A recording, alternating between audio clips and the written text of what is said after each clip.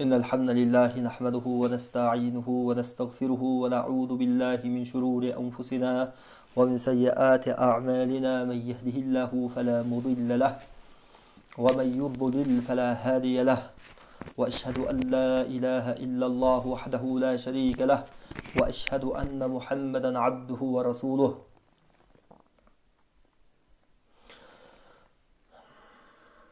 Eң эле биринчи Аллах субханаху ва таалага чексиз мактоолор, шүгүрлөр болсун. Пайгамбар Мухаммад саллаллаху алейхи ва салламга салаваттар, ал кишинин үй бүлөсүнө саламдар, салаваттар болсун. Жана сахабаларга, жана бүткүл момун мусулмандарга Аллахтын саламы жана салаваты болсун. Ассаламу алейкум ва рахматуллахи ва баракатух.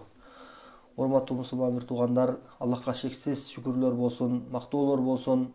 Ал зат шүгүр айтууга, айтылыштыкка жана мактоолорго татыктуу, кудурети чексиз болгон зат. Мынакей Аллах Тааланын кудурети менен, изни менен түз эфирибизди баштап алдык. Кудай буйрса сиздер менен 2 саат бою болобуз. Бул 2 саатта биз 2 бөлүккө бөлгөнбүз 2 саатыбызды. Биринчи бөлүмдө суроо жооптор болот түз эфирден. Суроо жооп бөлүмүндө сиз комментарийга каалаган суроолоруңузду беришиңиздер мүмкүн. Иншалла колубуздан келишинче жооп бергенге аракет кылабыз. Анан экинчи бөлүмдө рукуй окулат. Мен жана шеригим 1 саат бою рукуй окулат. Бул рукуй окуп атканда ошол талапка ылайык ыхлас менен кунт куюп, жан дүйнөбүз менен берилип угуп турсак, иншаллах биздеги оорулардын баары Аллахтын кудурети менен, изни менен кетет. Аллах Таала баарыңыздарга шифа берсин, ооруп аткандарга шифа берсин. Шундай мусибат менен мусибаттанып аткандарга Аллах Таала мусибатын жеңил кылсын. Дагы сиздерди ушул кирип келген ороз айы менен куттуктайбын. Бул айда көптөгөн Аллах Таала тарабынан жасаган амалдары кабыл кылынат экен. Бул айда ушул кечирим айы, магфират айы, рахмат айы жана тозоктон кутулуу айы деп аташкан. Ушул айда иншалла баарыбыз күнөөдөн төгүлгөн, толугу менен арылган киши сыяктуу ороз айынан чыгып кетишибизди баарыбызга Аллах субханаху ва таала насип кылсын. Ибадаттарыбызды кабыл кылсын, тилаваттарыбызды, хатмаларыбызды кабыл кылсын. Аллах субханаху ва таала имандарыбызды бекем кылсын. Аллахтын ыраазылыгын үмүт кылып, чын калыстык менен ибадат кылыштыкты баарыбызга насип кылсын иншаллах. Анда эмесе түз эфирди баштайбыз. Алгач мурунку эфирде жооп бербей калган, жетише албай калган суроолорго жооп берип, анан сиздер жазган суроолорго өтөбүз иншалла. Бисмиллахир-рахманир-рахим. Сурооду окуй бериңиз. Жасмина Таирова деген эжеке эфирди кайталоо кылып YouTube'га качан чыгарасыңар деген суроого келген экенбиз. Бул түз эфирдеги биздин Facebook'тагы видео роликтерди Бисмиллах Рукуя деп жазсаңар YouTube каналына, ошол жака чыгарышып атат, Бисмиллах каналына. Эгер Facebook ыңгайсыздык туудуруп аткан болсо, күндө кайталап уккандарга ошол YouTube'дан түздөн түз ошол жактан эле уксаңар деле болот иншаллах. Турдукан Мамытканова деген бир таанышым намаз окуп жүрүп эле ичимдик ичип алат, дуа окутса болобу дептир. Биз көп жолу бул суроолорго жооп берип кеткенбиз. Дагы бир кайталап коебуз. Ичкиликке берилип кеткендер, араккечтикке берилип кеткендерге рукуя окулабы десе, окулат.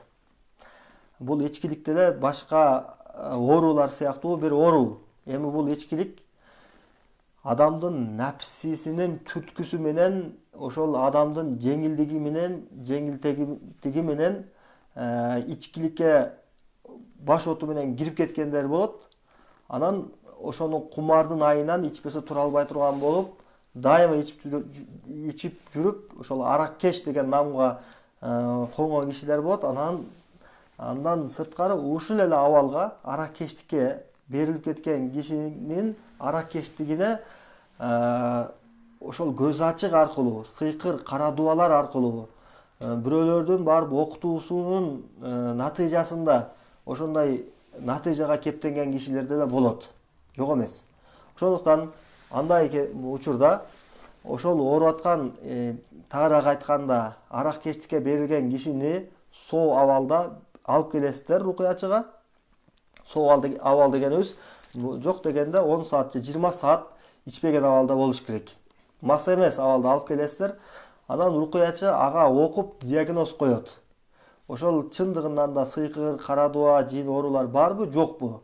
Эгер дуба оорусу болсо, буну именно ошол дуба себептүү бул ичкиликке берилип кетти, аракечтикке берилип кетти деп айтуу дагы кичине кыйынчылыкты туудурат.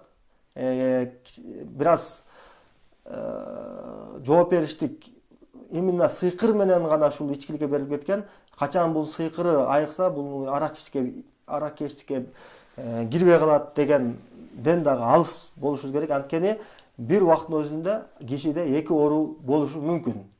Ал напсинин түрткүсү менен, жеңилтектиги менен кумардын айынан арак ичип отуруп, ошол жолдо сыйкыр дагы оорусу болушу мүмкүн. Мындай абалда эмне кылабыз? Сыйкыр эгер болсо, сыйкырды дарылаш керек, рукуя окуп, сыйкырды тазалагандан кийин анан аны догдур жака кайрылып туруп, баягы аракечтигинен арылса болот. Анан догдурлар эмне кылат десе, буларга укол берип, убактылуу кармап, анан эле кайтып таасир бербей жатат. Канча жолу жатып чыкты наркологическийге, эч эле болбой койду деген адамдар да болот да. Ошондо эмне кылыш керек? Аракечтикке ошол соо кезинде дааватка чыгаргыла, же болбосо бир жакшы динди түшүнгөн адам ага түшүндүрүп, даават кылып, жакшы чөйрөсүн өзгөртүп, ошол мурунку жаман эски адаттагы чогулган досторунан алыс болуп, мечиттин чөйрөсүнө барып, намаз окуган, мындай динден илими бар адамдар менен чогуу жугуп, же болбосо ошондой жакын туугандарыңыздар болсо, андан суранып, буга даават кылып, ошол жактарын көбүрөөк карманыш керек. Анткени бүт бардык арам нерселерди токтото турган эң негизги нерсе бул ислам болот. Ошол исламды толук түшүнүп алса, ал арак эмес, башка нерсени деле керек болсо, ушундай эркитти пайда кылат кээде. Ошол ыйманы менен ийнеге отурган кишилер деле ошол эмесин таштаган учурлар көп болгон. Мисалы үчүн сахабаларга арак аяты түшкөндө, Куранда аракты арам кылып аят түшкөндө, бүт баары арак төгүшкөн дейт. Кээ бир ушундай риваяттарда аракты көчөгө ушундай төккөндө ушунчалык арак көптүгүнөн толуп кеткен дейт арыктар. Ушундай мааниде сөздөр бар. Бул деген аларды ушундай аракечтиктен, ушундай бир кыйынчылыктан куткарган нерсе эмне болду? Алардын Аллахка болгон ыйманы болду. Ошон үчүн ыйманды бекем кылса, эң жакшысы ошол болот.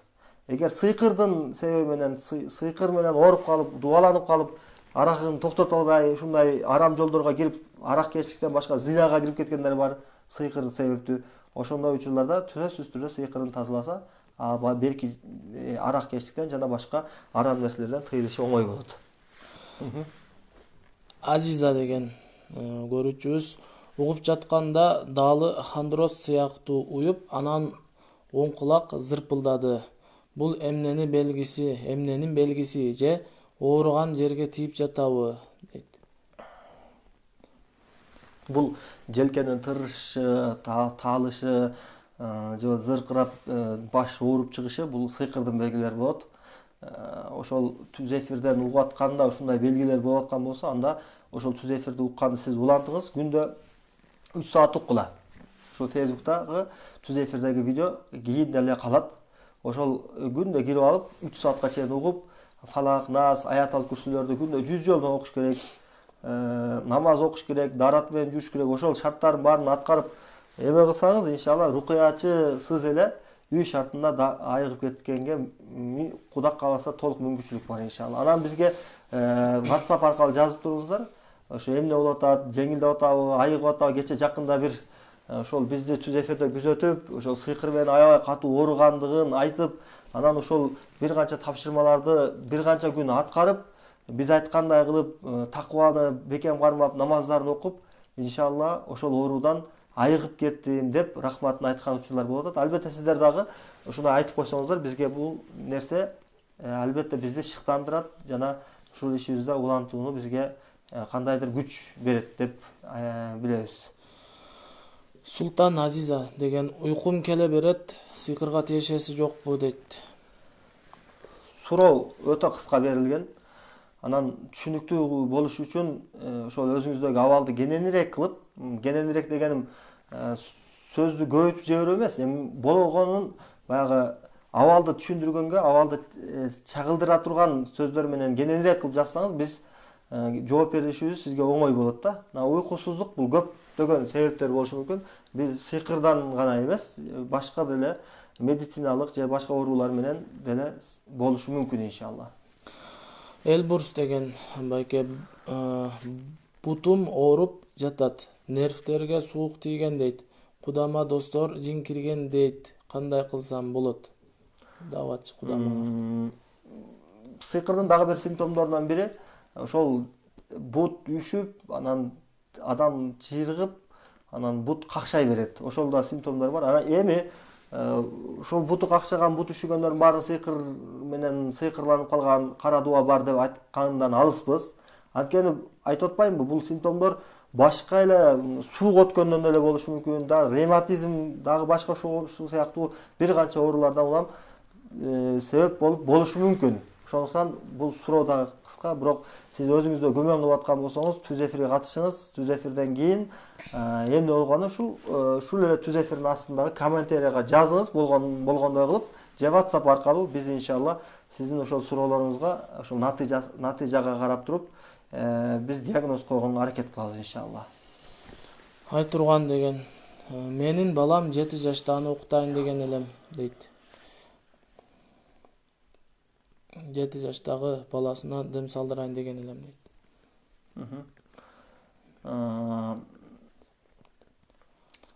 Эгер 7 жаштагы балаңызга жөн эле дем салдырыш керек болсо, аны эң оңою, эгерде оору оор болбогон болсо, Фалак сүрөсүн, Нас сүрөсүн, Фатиха сүрөсүн, Ихлас сүрөсүн, Аят аль-Курсуну үйдөн өзүңүз эле окуп койсоңуз болот.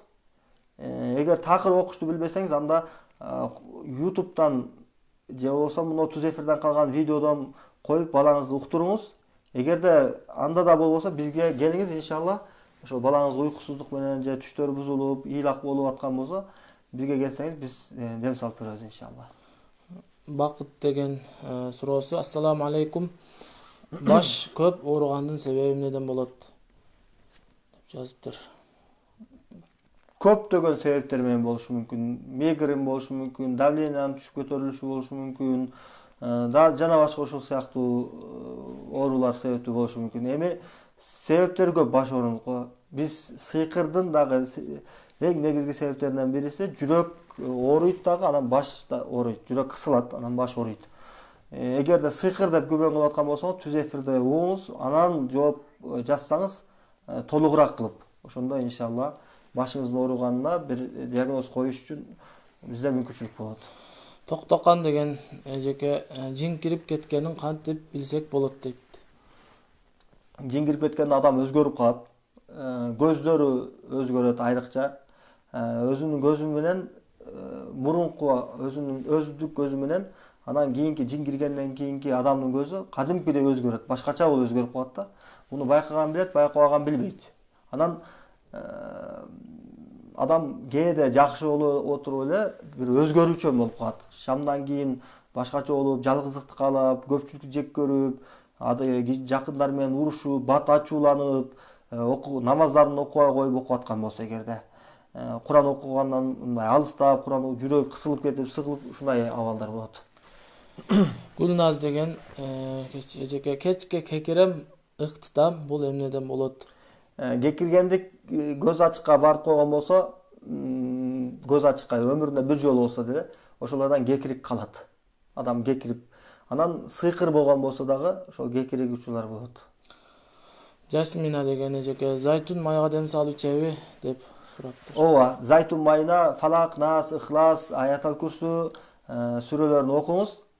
Фатиха сүрөсүн кошуп окусаңыз жакшы болот 7 жолу. Ошентип жакын ошол зайтун майына оозуңузду жакын алып барып ушул аяттарды окуп дем салгандан кийин деп туруп сүйлөп туруп анан ошол майды ичсеңиз болот, денеңизге сүйкөсөңүз болот иншалла. Назгүлия деген эжекеден жаш баланын ата энесинде жин же сыйкыр болсо, жаш балага таасир кылышы мүмкүнбү дейт. Ата энедеги сыйкыр жиндер жаш балага, энесиндеги сыйкырлар айрыкча жаш балага таасирин берет. Ошол жаш баланын ыйлак болуп кетишинде уктай албай аткандыгы же болбосо бат-бат ысытма температурасы көтөрүлгөндүгү, ошо энесинде жин болсо же сыйкыр болсо анын таасири менен ушундай абалдар болот. Биз буну тажрыйбада көрүп атабыз. Ошондуктан балама дем салып бер деп алып келет дагы, анан энесин кошо алып келгиле дейбиз да, атасыначы. Анан энесин алып келгенде ошо балада эч нерсе жок болуп эле, ошо энесинде жин оору, сыйкыр оору болгон учурлар өтө көп бизде кездешкен. Ошон үчүн балага эмес, эне өзүнө дем салып, өзүнө ошол ибадаттарына бекем болуп, ошого каршы күрөшсүн. Күндө Куран окуп койгула жаш балага, ошол жакшы. Жасмина деген дагы суроо жазыптыр. Башым көп ооруйт. Бир жолу болсо да телефон менен окуп диагноз коюп бере аласыңарбы? WhatsApp аркылуу дептир. Болот иншалла, номер таштап койсоңуздар иншалла. Кадырбек деген ассаламу алейкум, бар болуң, ден соолук каалайм, каалап кетем. Жин киргенин, көз тийгенин кантип билсек болот деп дагы жазыптыр. Жин кирген жөнүндө анын симптомдорун жогоруда айтып өттүк кыскача. Эми көз тийгенде адам эсинейт, көп эсинейт, аябай көп. Бир жерде отурганда да эсине берет, намаз окуганда да эсине берет, көздөрүнөн жаш келет, ооручан болуп калышы мүмкүн.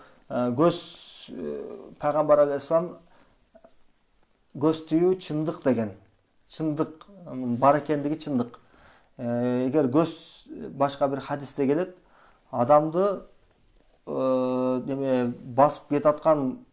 басып бараткан төөнү казанга, адамды болсо кабырга чейин алып барат деген ушул сыяктуу хадистер бар. Иншалла көз тийүү менен анан хасад деген оору бар. Бизде хасадты дагы көз тийүүдө иштетебиз. Хасад деген кыргызча которулганда көз артуу, көрө албастык деген сөздү билдирет. Бирөөдү көрө албастык кылып, бирөө бул жактан туруп көрө албастык эмне десе, андагы болуп аткан ийгиликтерди жок болуп кетишин каалайт бияктан. Ошондо адамдын ички дүйнөсү, баягы туйгуулары ошол адамга карата жаман ойдо, жаман сук менен, жаман көз артуу менен ошол назар таштап, андагы ошол адамдагы ичиндеги жамандыктар ошол адамды хасад деген оору менен беркин ортуп коет экен да. Анан ошол хасадтан кантип сактаныш керек? Хасад, көз оорудан кантип сактаныш керек? Булар өзү мусулмандардын арасында эмне үчүн бүгүнкү күндө көбөйүп кетти? Өзү бул илдеттер өзү кимдердики болчу? Мусулмандар эмне үчүн бул оору менен бүгүн ушул хасад, анан көрө албастык менен алик болуп калышты деген суроолорго Кудай кааласа күндө эфирде пост чыгарып атайын реклама кылып койдук. Күндүзгү саат 4:00 иншалла сиздер менен түз эфирде ушундай болуп сабак өтөбүз. Ошол хасад тууралуу, көз тийүү тууралуу бир китеп баштаганбыз. Ошол китептин башынан аягына чейин иншалла ушул оорулар жөнүндө, анан мусулмандар үчүн эң керектүү болгон, сиздер үчүн эң керектүү болгон, маанилүү, өтө көйгөйлүү болгон маалыматтарды аласыздар ошол жерден. Иншалла баарыңыздарды ошол жака катышканга чакырамын. 00:00 болот. Иншалла ачып кетсе 5:00 чейин же болсо 4:30 чейин улантабыз. Күндө болот, бул ороз айы 1 ай бою ушинтип улантабыз. Нуриса деген эжеке кара дуба бар болсо кандай белгилер болот дептир. Кара дуба белгилери, эң биринчи белгилери баш ооруйт, жүрөк кысылат. Жүрөк шунчалык кысылып, баягы жүрөктө худун бир ийне сайып аткандай болуп, кээ бир учурларда, кээ бир адамдарда ошол адамына ооруга карап туруп, сыйкырында түрлөрү бар эмеспи? Кээ биркилерде уйут, ошол жүрөк кысылат, жүрөк кысат, анан денелерде бир нерселер жүргөндөй болуп, жалгыз калгысы келип, көпчүлүктү жек көрүү, өзүнчө башкача болуп, депрессияга түшүп калуу ошол сыйкырдын кээ бир негизги симптомдору. Анан түштөр бузулат. Түшүндө жылан, ит, жаш балдарды көп көрүп баштайт. Түшүндө коркунучтуу түштөр көп келет, түштөр бузулат, уктап баратып уйку менен уйку эмесинин арасында чочуп, колу буту бир заматта мындай силкинип чочуп кетүү учурлар көп болот. Замира деген эжеке, устаз ичте кара дуба болсо курсактагы наристеге зыян тийбейби дептир.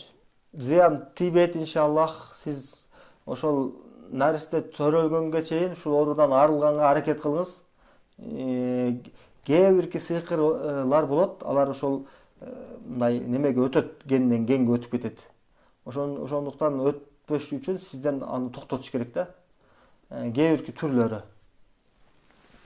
Нуриса деген дагы жазып суроо берген экен. Сиз кимсиз дейт. Кара дубаны жандырганга кандай жардам бересиз деп жазып. Кур'ан аяттары менен, сүннөттөгү дубалар менен жардам беребиз иншалла. Бекназар деген салам алейкум. Сыйкырдын давленияга байланышы барбы деп жазыптыр. Давленияга байланышы болот. Негизи адамда давление болсо, негизи. Анан сыйкыр оору ошол оору давление менен кошо сыйкыр оору болсо, анан ошол давлениянын көтөрүлүп кетишине сыйкыр себеп болот. Давлениясы такыр болбогон адамда сыйкыр себептүү давление болбойт. Түшүндүрө алдымбы? Токтакан деген эжеге дагы жазыптыр. Рукуя окулуп жатканда эснеп, көздөн жаш чыкса кандай болот? Боло береби деп жазыптыр. Көз тийүү деп айтабыз иншалла бул нерсеге. Анан улантыңыз иншалла качан жок болуп кеткенге чейин. Эгерде сыйкыр оору болсо, дальше угуп атканыңызда, кийинки угуп аткандарыңызда ал косколуп дагы күчтүү абалдар болушу мүмкүн. Замира деген эже дагы жазыптыр. Түштөн кийин эле башым катуу ооруйт, эч кимди көргүм келбей калып атат. Сизге дагы ошол рукуяны азыр түз эфирди укканды кеңеш беребиз. Эфирден кийин анан Кур'ан угуп атканыңызда сизде кандай белгилер болду? Дене чымырадыбы, желке уюду, баш ооруп, тырышып, жүрөк кысылып, ыйлагыңыз келип, же кусуу жибердиңизби? Ошонун баарын айтасыз. Ошого карап туруп жооп беребиз иншалла сурооңузга. Гүлназ эжеке жазыптыр. Көп унутчаак болуп жатамын. Жарым саат мурун кылган нерселерди унутуп калам дейт. Унутчактыктын сизге деле ошол айтабыз. Эфирде күзөтүңүз, анан эфирден кийин эмне болду, анын баарын айтасыз, ошого карап туруп айтабыз. Унутчактык көптөгөн эмелери бар, себептери бар. Сыйкырда деле унутчактык болуп калат адам. Анан сыйкыр болбой эле башка эле себептерден, мисалы үчүн наркоз алган болсоңуз, наркоз себептүү болушу мүмкүн, же катуу бир стресске түшүп калганыңыздан болушу мүмкүн, же кандайдыр жакындарыңызды жоготуп, же үй бүлөдөгү баягы проблемалардын айынан катуу сыгылуу натыйжасында унутчактык оору пайда болгон болушу мүмкүн, же болбосо дагы bundan башка бир канча себептер менен болушу мүмкүн. Самат деген байке, ассаламу алейкум. Намазга турганда кээде көзүм караңгылап, демим кысылып, жүрөгүм кысылып кыйналып кетем. Кандай кылсам болот? Алла ыраазы болсун. Сиз ошол намазыңызды эгер 5 убакыт окуп аткан болсоңуз, Алла ыраазы болсун, улантыңыз аны.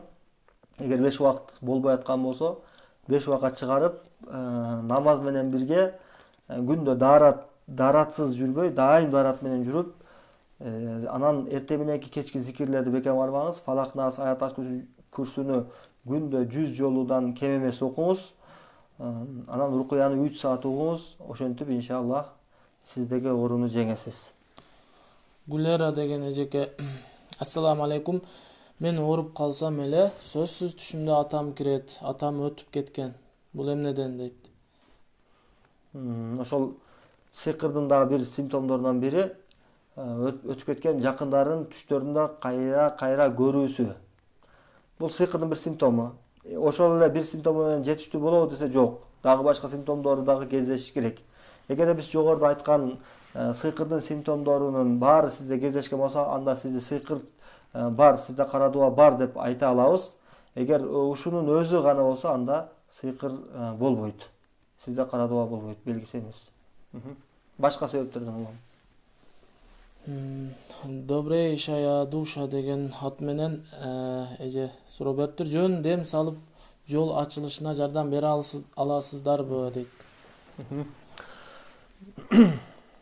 Жол ачуу дегенде биринчи биздин лечениябызга байланыштуу болгон тарабын айтып берем жол ачыш жөнүндө. Мисалы үчүн, бир адам кара дуа окулду ага. Бир адамга кара дуа окулду. Шунчалык кара дуа окулду, айтор күчтүү кара дуа окулду. Баягы адам ошо кара дуанын айынан мурунку ден соолуктарын жоготту. Мурунку бактылуулугун жоготту. Жакындары менен чыгыша албай калды. Өзү мындай эркин, мындай катыржан боло албай калды. Жүрөк ооруйт, кысылат, денелери ооруйт. Баягы үйдөн чыкпай калды. Көпчүлүктү жек көрүп калды. Ошол оорудан мурун анын жүрүп аткан бир бизнеси бар эле, мисалы үчүн. Ошол бизнесине дагы бара албай калды. Баягы иш жумуш жайына барса, жүрөгү огош бетер ооруп, кыйналып, бул кыйналуунун натыйжасында ал үйүнөн чыкпай калды. Эми ушундай маалда ошол киши бизге келди. Ушундай, мен ишим жүрүшпөй калды. Ошолго жол ача аласызбы десе, именно ушул темага ооба сиздин жолуңузду ача алабыз деп айтсак туура болот. Кандай десе, анын жолу ошол сыйкыр менен бекилип калды, жабылып калды. Эми анын ошол жолун ачыш үчүн сыйкырды тазалаш керек, андан кийин жол ачылат. Сыйкыр тазалабаса, аны эң чоң жогорку иш жайларды таап берсең деле ал жумушунан алып кете албайт. Анткени анын байлап койду, жолун байлап койду. Эми бир адамда сыйкыр жок, сыйкыр анын ишинин жүрүшпөстүгүнө себеп болбогон. Өзү иши мурун деле жүрүшпөгөн. Анан сыйкыр деле жок, эч кандай эмелер. Башка себеп менен Кудай анын рызкын аз кылып койгон. Ал ушундай себеп менен ишин жүргүзө албайт. Же болбосо өзү ишти жүрүткөнгө мындай акыл жактан, белки мээнет жактан мүмкүнчүлүгү жок. Же болбосо жалкоо. Анан келди дагы ишим жүрүшпөй калды, мен жүрбөй калды, мен ишим жүргүзүп жолум ачып бербейсиңби десе, жок, Алладан корк. Могу нерсени ача турган нерсе, жолду ача турган нерсе Аллах, Аллахтан сура. Сен себептерин кыл, бул дүйнөдө өзүң аткарыш керек болгон себептерин баарын жаса, үйрөн. Анан ошол жакшы үйрөнгөн бир проектиңе ишти, акчаны жумша. Анан кийин акырын Аллахка тоокел кыл. Балким Аллах Таала сени ушул жерге чейин сынайт. Анан сыноо убактысы бүтүп, мындан кийин ишиң жүрүп кететтир. Деп башка тараптамага кеңеш беребиз да. Эми көз ачыктар бүгүнкү күндө жүрүп аткан ишиңди жүргүзүп беремин. Сен мага ушундай бир магия жасатып алсаң, сен мындай 100% бир айдын ичинде сага бир чоң жумуш келет. Ошол жумушта сен бактылуу ийгиликке жетесиң, бүт баары артта калат. 200%, 150% деп жазып реклама кылып анан өзүнө чакырып аткандар, алар жалганчылар, көз ачыктар эч качан ишти жүргүзбөйт, наоборот ишти артка кеткергендердин баары ошолор. Ошолар себепти оорутпай бүгүнкү күндө баардыгы жин оору менен, сыйкыр оору менен. Ошон үчүн ошол көз ачыкка бара берип бүгүн коомчулугубузчу көз ачыкка барып, аларга барып ишим жүргүзүп бер, ишим жүрбөй калды деген дарттарын айта берип, алар окуй берип, анан молдолорго дагы ушул эмени талапты алып келе турган болуп калды да. Ишим жүрбөй атат, Куран окуп бер, ишим жүрүп кетсин деп. Ушул нерсе ката нерсе, туура эмес нерсе. Эгер баягы биринчи айткан сыйкырланып калып, ошонун айынан болду деген биринчи айткан киши сыяктуу болуп аткан болсоңор, анда келип ошол рукуячыга барып окутуп, ошол нерседен арылсаңыздар болот иншалла. Гулияхан деген эжеке жазып атат. Бир жакын адамын айтып атат окшойт. 24 саат бою уктап эле жатат. Тургусу келбейт, тамак да ичпейт. Акыркы бир айдан бери ушинтип атат. Муну кандай түшүнсө болот? Бизге да мамилеси үзүлдү, бузулду дейт. Буну караш керек да. Көп жактан караш керек.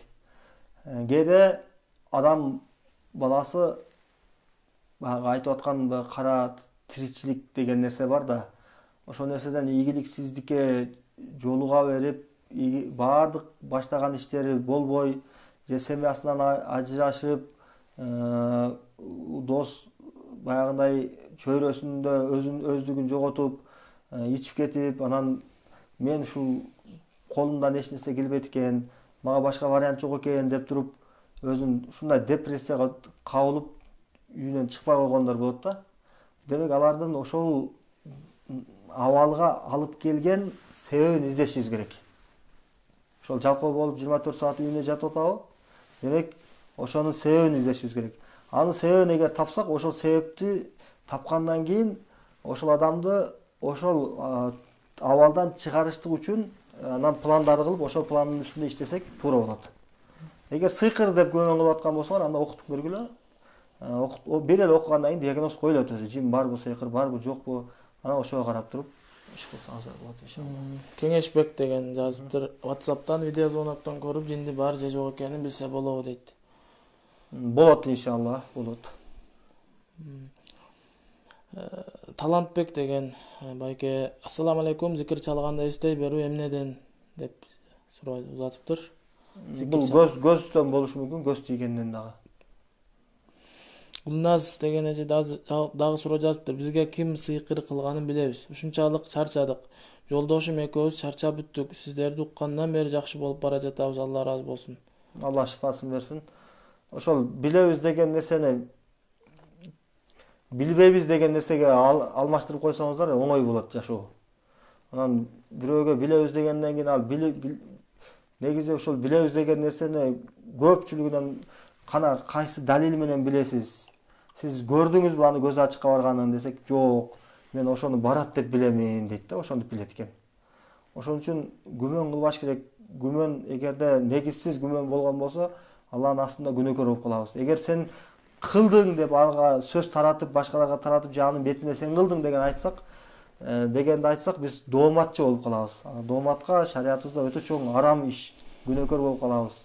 Ошон үчүн сыйкыр менен ооруп аткандардын баардыгы туура. Ал асмандан түшүп калбайт. Бирөө барат, бирөө себеп болот. Бирок ошол бирөөнү издеп эле коелу. Биз ошол сыйкырды айыктырганга аракет кылалы. Ошол биздин ишибиз. Эгер Аллах каалабаса, ал колунан эч нерсе келбейт. Аллах каалаптыр да сизди ушинтип оорушуңузга. Сыйкырланып, шу менен ушинтип кыйналышыңызды Кудай каалаптыр.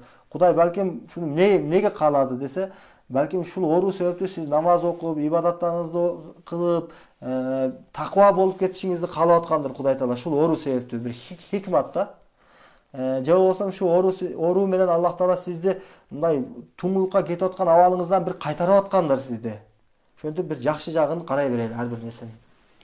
Токтокан деген эже дагы жазыптыр. Алла ыраазы болсун. Көз тийгенди кантип жойсо болот дептир.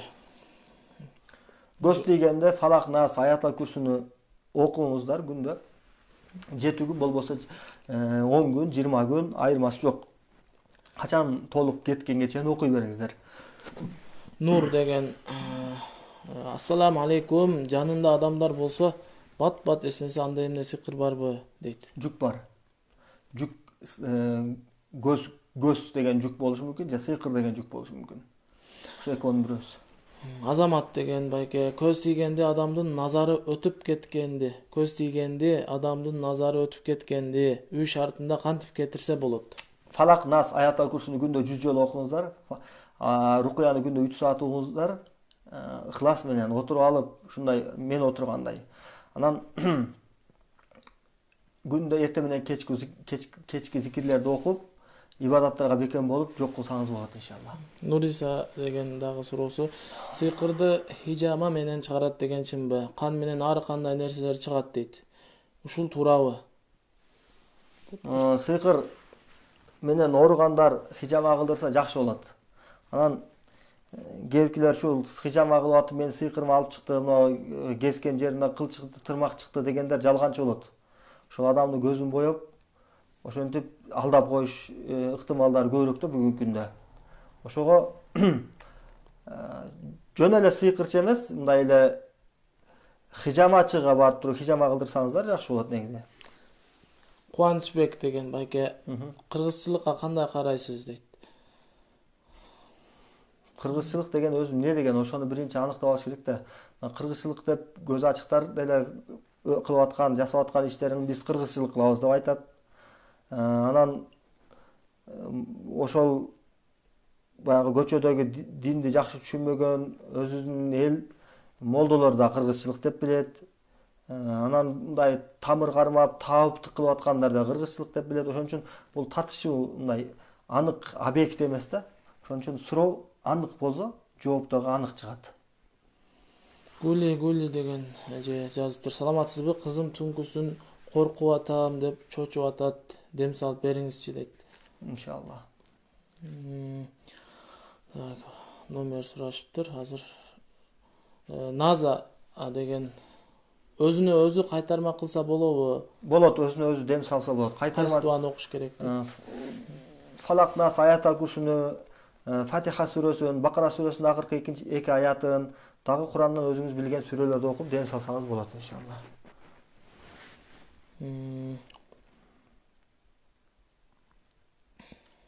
Звук жоқ. Мурунку эскилер азыр. Ассаламу алейкум, бир жумада 2 жолу окусаңыздар болбойбу деп жазыптыр. İnşallah hareket kılabız. Hazır emes bирок өзүбүз жарыя берип коебуз 2 saat 2 жол болгондо. Жороева деген ушул рукуяныңарды кайра уга берсе шифа боло береби? Болот иншалlah. Кайра уга бериңиздер. Күндө уга бериңиздер 3 saatка чейин.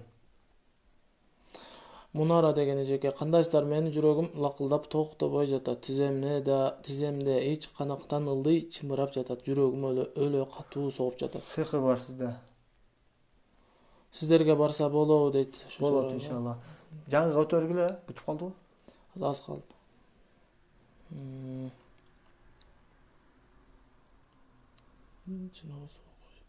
Чыныга суу коюп да ичсе боло береби дейт. Ооба, азыр түз эфирде рукуй окулуп атканда, эгер кааласаңыздар, эмени идишке суу куюп коюп, ошолго дем салынгандан кийин ичсеңиздер болот иншалlah. Анан түз эфирден кийин дагы өзүңүздөр ошол сууга оозду жакын алып барып, Фатиха сүрөсүн 7 жолу окуп койсоңуздар, анан жакшы болот иншалlah. Бакытбек, сиз таксыр кайсы мазхабтасыз дейт? Ханафи мазхабтамын.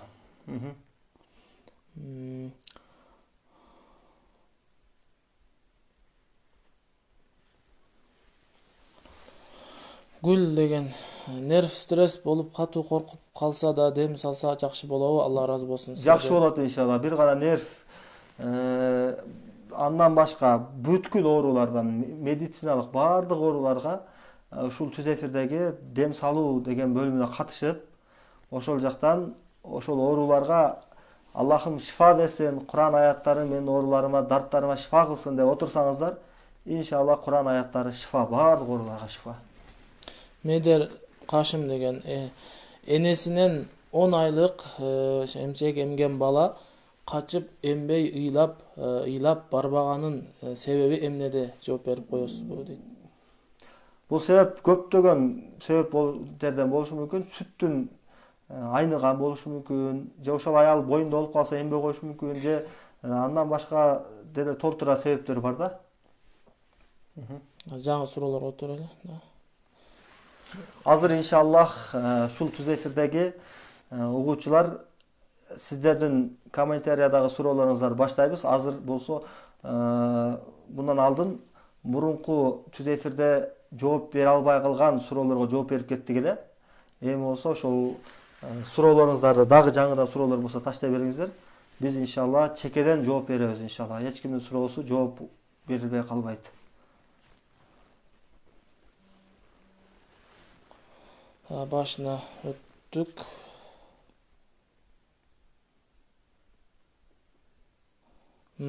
Азамат деген байке биринчи ушу суроону жазды эле.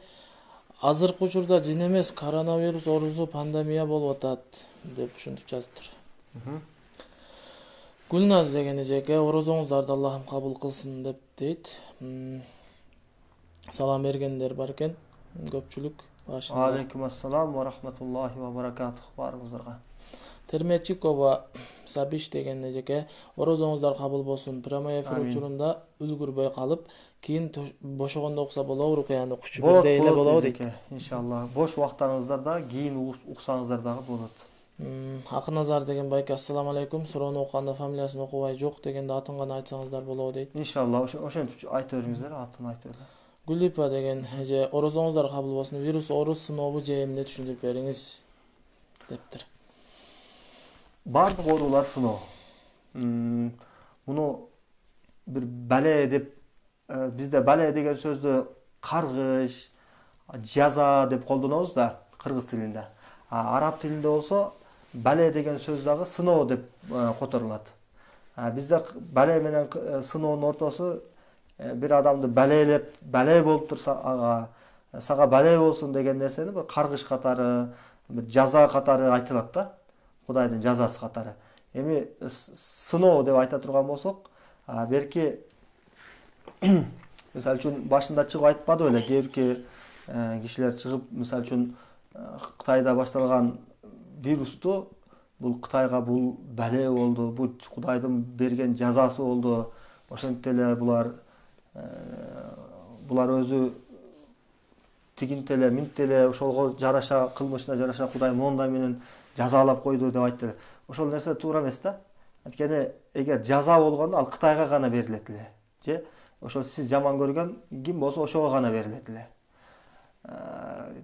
Сыноо деген нерсе бул бардыгына келе берет. Кафырга, мусулманга келе берет. Ошону экөөнү ажыратып алышыбыз керек. Жаза ошол жазага ылайыктуу адамдарга гана келет Кудай тараптан.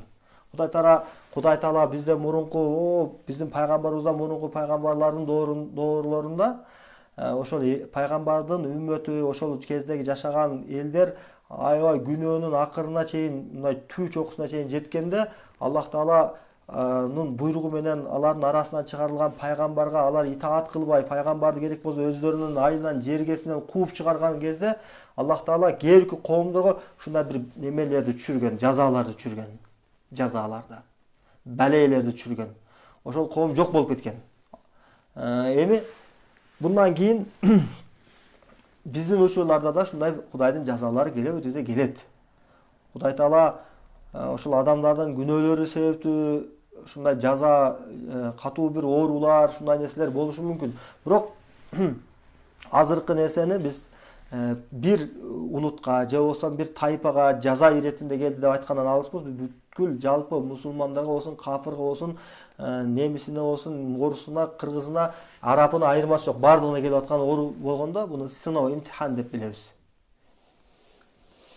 Токтомат деген байке, Ошко качан келесиздер дейт. Ошко иншаллах могулар бүтүп калсынчы карантиндер, анан бир пландап бул жерден сиздерге жарыя кылып коебуз барар алдында. Туйгунбек деген байке, сиздердин окуган рукуяны скачат этип угуп жаттым эле. Түшүмдө оозуман жип чыкты 2 жолу. Экинчисинде түйүлгөн кара жип чыкты. Андан кийин башымдын оң тарабы чукугандай ооруп жатат убагы менен. Эмненин белгиси? Мен көбүнчө укканча уктайм. Боло береби дейт. Угуп атканда уктабаганга аракет кылыш керек. Мүмкүнчүлүк эгер отуруп уксаңыз да уйку келип аткан болсо, анда туруп алып угуңуз. Эгер туруп алганда деле уйку келип ушундай өзүңүздү жоготуп кое турган деңгээл болуп аткан болсо, бир муздак суу алып келип, ошону улам бетиңизге чачып, же болбосо ошол бетиңизди ошол муздак сууга жууп, кыскасы мындай трезвый абалда ыхлас кылып, кунт менен, баягы ыхлас, кунт, жан дүйнөсү менен берилип угуу деп айтып атпайбызбы? Ошонун баары уктап калса адам баарын жок кыла турган нерсе да. Уйку менен баарын жок кылат. Анан ичиңиздеги баягы душмандар, кара күчтөр сизди уктатканга аракет кылат. Анткени сиз уктап калсаңыз, мунун баарынан укпай каласыз.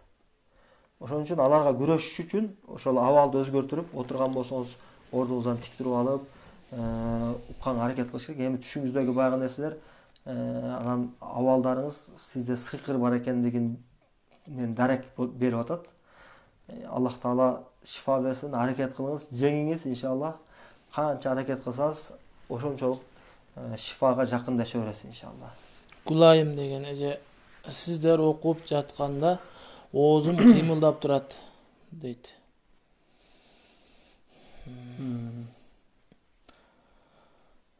Алтын доор деген рукуя окулганда ашказан ооруп кекириш эмненин белгиси? Бул мурунку суроого жооп берип кетейин. Оозуңуз кыйын болуп аткан болсо, бир гана ушул айтып атпаймынбы, абалды толугураак түшүндүргөнгө аракет кылсаңыз, биз жоопубуз дагы ачык болот да.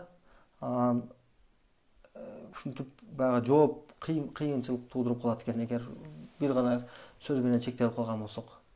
Берки эженин суроона, кимде ким ашказандагы баягы кекириктер рукуя окуп атканда, Куран окуп атканда ыткытып кекирип аткан болсо, ошол нерсе сыйкырдын бар экенине белги болот. Анан экинчиден бул белги көз ачыкка барып койгондун дагы белгиси болот.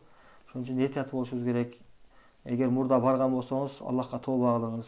Ороз айы келди. Кимде ким ушундай арам иш кылган болсо, сыйкырчыларга барып койгон болсо, Кудайга күнөөкөр боло турган бир ширик жасап койгон болсо, тооба кыла турган күн, бул мезгил Кудай Таала бизди ушул ороз айына насип кылды.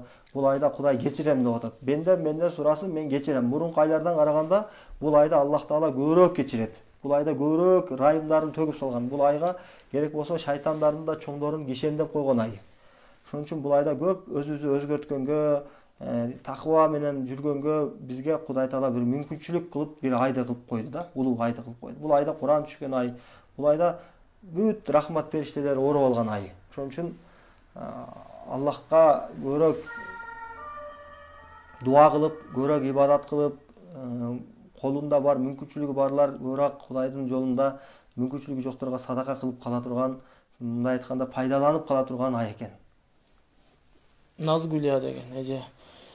Мен прямой эфирде отургандан бери аябай ооруп атамын. Дуа ооруларды козгойт дейт го, деп жазыптыр. Ооруп атканыңыз ошол дуа оорутуп атат сизде. Дуа өзү косколот да. Дуа кара дуа болсо, башында бир эки жолу катышканда жеңил болуп, анан дальше угуп баштаганыңызда күчөйгөндөн күчөйүп, акыры оор абалга жеткирип коюшу мүмкүн. Неге десе, сиздеги кара күчтөр сизге каршыда күрөшөт да, алар чыгып кеткенди каалабайт. Ошон үчүн бул оору, мен көп жолу айтамын, урушту, согушту талап кыла турган оору. Сиз кудум уруш майданындасыз да. Эгер уруш майданында сиз колуңузга курал алып, душманыңызды чабып өлтүрбөсөңүз, ал душманыңыз сизди өлтүрүп коет, сизди жок кылат, Кудай сактасын. Ошон үчүн сиз андан жеңилбеш үчүн сиз колго курал кармап, аны жеңишиңиз керек. Колго курал кармап дегенибиз, ошол Куран менен ибадат кылып, Кудайдан коркуу, такыбаңыз менен, даратыңыз менен, окуп аткан тилиңиздеги зикирлериңиз менен, угуп аткан Кураныңыз менен, рукуяңыз менен аларга каршы чыгасыз. Ошол сиздин куралыңыз болот. Иншалла, могу нерсе сиздеги азыркы биз айтып аткан курал, бул эң күчтүү курал. Ар кандай сыйкырды чабып, үзүп сала турган Куран. Марат деген жазыптыр. Алкоголизмден кантип кутулса болот дейт.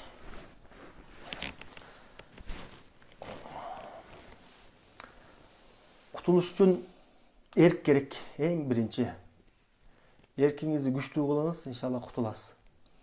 Гүлзада деген чөйрөнү өзгөртүш керек. Гүлзада деген эже, денемдин ар кайсыл жери пульсировать эте берет. Бул дагы сыйкыр болгондонбу? Намаз окуганда да колдорум пульсирует дейт. Калтырайт дейт. Аллах шифа берсин. Түз эфирди угуңуз, анан сиз толугу менен өзүңүздүн абалыңызды түшүндүрүп бизге WhatsApp аркылуу жазыңыз. Ошого жараша жооп беребиз иншалла сизге. Эрмек деген байке. Кечиресиздер, дагы бир айтып өтөйүн. Кээ бирки суроолорго биз жооп бербей атабыз. Анткени суроолор толук эмес. Анан биз бир нерсеге баа берип атканда абалга жараша, сиздердин жазган сурооңуздорго жараша жооп болуп атат да. Кээде адам өзүндөгү абалды жарытып бере албайт экен да, ачык айкын кылып. Кээде кээ бирки адамдар ачык айкын кылып жарытып бере алат экен. Ошонусуна карап жооп беребиз. Кээде толук жарытып бере албагандыктан биз көз деп коюшубуз мүмкүн, же сыйкыр сизде жок экен деп коюшубуз мүмкүн. Бул нерсенин баары толук мындай сүйөнүп ала турган нерсе эмес да. Эгерде аныгын тагыраак точный диагноз билем десеңиздер, анда сөзсүз түрдө барып окутуп көрүңүздөр. Молдо өзү сиздер окуп атканда анық адашпастан 90-95% адашпастан диагноз койсо болот. Бир жолу эле окуганда. Эми мына суроо жооп болуп атканда бизде узактан ортобузда аралык түз эфир эле болбосо, анда биз сиздин абалыңызды кайра ар кайсы жактардан сурай албайбыз. СМСиңиздерге гана жооп берип атабыз. Ошон үчүн кээде туура эмес болуп калышы мүмкүн, кээде туура болуп калышы мүмкүн. Ошондуктан WhatsApp'ка рукуяга катышып алып, анан рукуяга катышкандан кийин менде ушундай абал болду, рукуя укканымдан кийин не кылсам болот деп ошондо дагы кеңири жарытып, голосовой болсо голосовой менен жөнөтсөңүздөр, биз ошондо 80-70%га туурараак жооп бергенге болуп калабыз. Уланта бересиз иншалла. Эрмек деген байке дагы жазыптыр. Менин 1986-жылы төрөгөн иним бар. 2005-жылдан бери уруп келет. Канча деген молдого алып бардык. Азыркыга чейин аякпай жатат. Жардам бересизби бизге, Алла ыраазылыгы үчүн? Ооба, жардам беребиз иншалла. Аллах шифасын берсин. Номер таштап койгула, эгер ушундай оорлорго, анан Кудай кааласа, карантин бүтүп калса, келип дарылансаңыздар болот иншалла. Райка деген жеке саламатсыздарбы? Менин жолдошум жалгыз баспай, жанында ар дайым мени же баламды алып жүрөт. Корком дейт. Бул коркуу сезим кээде сыйкыр аркалуу болот, кээде адамдын табигаты ушундай болот. Жаш кезинде бирдемеден чочуп калып, ошондон улам болушу деле мүмкүн. Буну дагы ошол жолдошуңузду түз эфирге катышып, экинчи бөлүмүнө дем салганда катышсын, анан кийин жооп беребиз. Айбек деген байке, ассаламу алейкум молдоке. Орозоңуздар кабыл болсун. Таравих намазын окуу парызбы, окубай койсо болобу дейт. Ва алейкум ассалам. Рахматуллах, Аллах таала баарыбызга кабыл кылсын. Таравих намазы сүннөт амалына кирет. Бул сүннөт болгондон кийин бул шарт эмес. Окубай койгон адам күнөөкөр болбойт. Мүмкүнчүлүгү бар адам өзү үйүндө жалгыз эле окуса боло берет. Үй бүлөсү менен чогуу окуса болот, балдарын артына коюп алып. Иншалла. Рамазан айында буну окуган эң жакшы амалдардан. Арият деген рукуяны күн сайын укканда таасир болобу? Жана көз тийгенде кайсы сүрөнү окуйт же угуш керек? YouTube'га жок, эмеге. Азыр биз түз эфирде окуган видеону күндө 3 саатка чейин, эгер жеңил болсо 1 саат, оорлорго, сыйкыры барларга 3 саатка чейин угуңуздар. Ошол жетиштүү иншалла. Окуу маселесине келсек, Фалак, Нас, Аятал Курсу, Ихлас сүрөлөрүн, Фатиха сүрөсүн, Бакара сүрөсүнүн эң акыркы 2 аятын окуңуз. Биз дем салдырганбыз, дейт Райка деген эже. Биз дем салдырганбыз, ал жан оору дейт. Жин деген окшойт. Жин оору деди. Азыр дары ичет. Бирок дагы эле ээрчишип жүрөбүз, дарыласа болобу? Болот иншалла. Аллах ар бир дарт чүргөн болсо, ошол дарттын шифасын да чүргөн. Баягы азыркы медицина айтып атпайбы, ракка дава жок экен, дагы оорунун давасы жок экен. Хроницкий деген түшүнчөнү жаңы медицинадан келип чыккан бир түшүнүк бар. Ошол оорунун хроницкийси болбойт өзү. Эгер хроницкий дегени бул оору айыкпайт, дайыма кайталанып турат деген маани да. Шариятыбызда Аллах субханаху ва тааланын дининде пайгамбар алейхиссалам аркылуу бизге келген маалыматтар боюнча бир оору түшкөн болсо жерге, анын шифасы сөзсүз түшкөн. Толук ар бир оорудан айыгып кетсе болот. СПИДге дагы шифа бар. Шифаны издегиле. Шифаны билгендер бар, билбегендер бар деди пайгамбар алейхиссалам. Тапкандар бар, таппагандар бар. Азамат деген ассаламу алейкум ва рахматуллахи ва баракатух. Орозоңуздар кабыл болсун. Сиздер бир убакта кирип жатасыздарбы же ар башка убактабы дейт. Ва алейкум ассалам ва рахматуллахи ва баракатух. Амин. Сиздерге дагы орозоңуздар кабыл болсун. Биз 9-да окуйбуз негизи. Бүгүн кеч калып кирдик. 9-дан 11-ге чейин болот. Ар суббота ушул убакта 1 саат суроо жооп болот 10го чейин, 10дон 11ге чейин рукуя окулат. Анан кийин дагы ороз айына байланыштуу күндө күндүзгү саат 4:00 дагы түз эфирибиз бар. Ал эфирде хасад деген ооруга, анын айыгуу жолун, ошол оорунун бүгүнкү күндө элдин арасында таралып кеткендиги жөнүндө, айтор ошол оору жөнүндө күндө 1 сааттан же жарым сааттан кылып сабак өтмөкчүбүз иншалла. Алия деген эжеке, дубаланган адамдын бакыты ачылбайбы дейт. Эгер бакытсыз болуш үчүн, көөгө чыкпаш үчүн атайын дуа окулган болсо, Аллахтын кудурети менен ошол нерсенин сыйкырдын ошол жагдайга таасири болушу мүмкүнбү десе, мүмкүн ооба. Эми ошо баг ачылыш үчүн, эгер ошо багын сыйкыр менен көөгө чыгышын сыйкыр менен тосуп болсо, сыйкырдан арылып кетиш үчүн аракет кылыш керек. Анын жолу бар. Жыпар деген эжеке, дуа болсо иши жүрүшпөйбү дейт. Дуа болсо иш жүрүшпөш үчүн дуа окулат. Эгер ошондой абал болсо, Кудайдын кудурети менен болушу мүмкүн. Исхак деген байке, мен бир досум менен телефондон сүйлөшсөм, эле эстей берем. Себеби не? Дейт. Себеби эмне дейт? Жүк болушу мүмкүн, ошол көзүккөн же сыйкыр болушу мүмкүн. Түз эфирге катышкыла. Ошондон кийин эфирден соң айтыңыз, иншалла абалды ошого жараша айтабыз.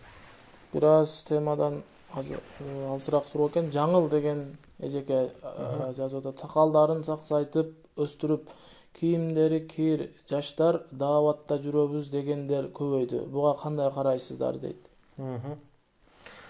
Сакалдарын саксайтып, өзү мындай да, бүгүнкү күндө ошол дааватчыларга көп деген сөздөр жүрүп атат элдин арасында, коомчулуктун арасында. Bundan кандайдыр бир күчтөр бир пайдаланып атат, кандайдыр күчтөрдүн бир пайдасы, алардын бир максатына карай ушундай сөз таратышып атат. Анан эл дагы элчилик экен, алардан таасирленип, бири-бири менен алар жек көргөндөр болуп атат.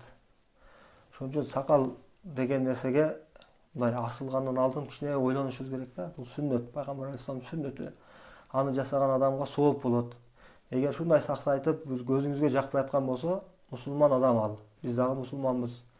Жакын барып эле мусулман боордошум.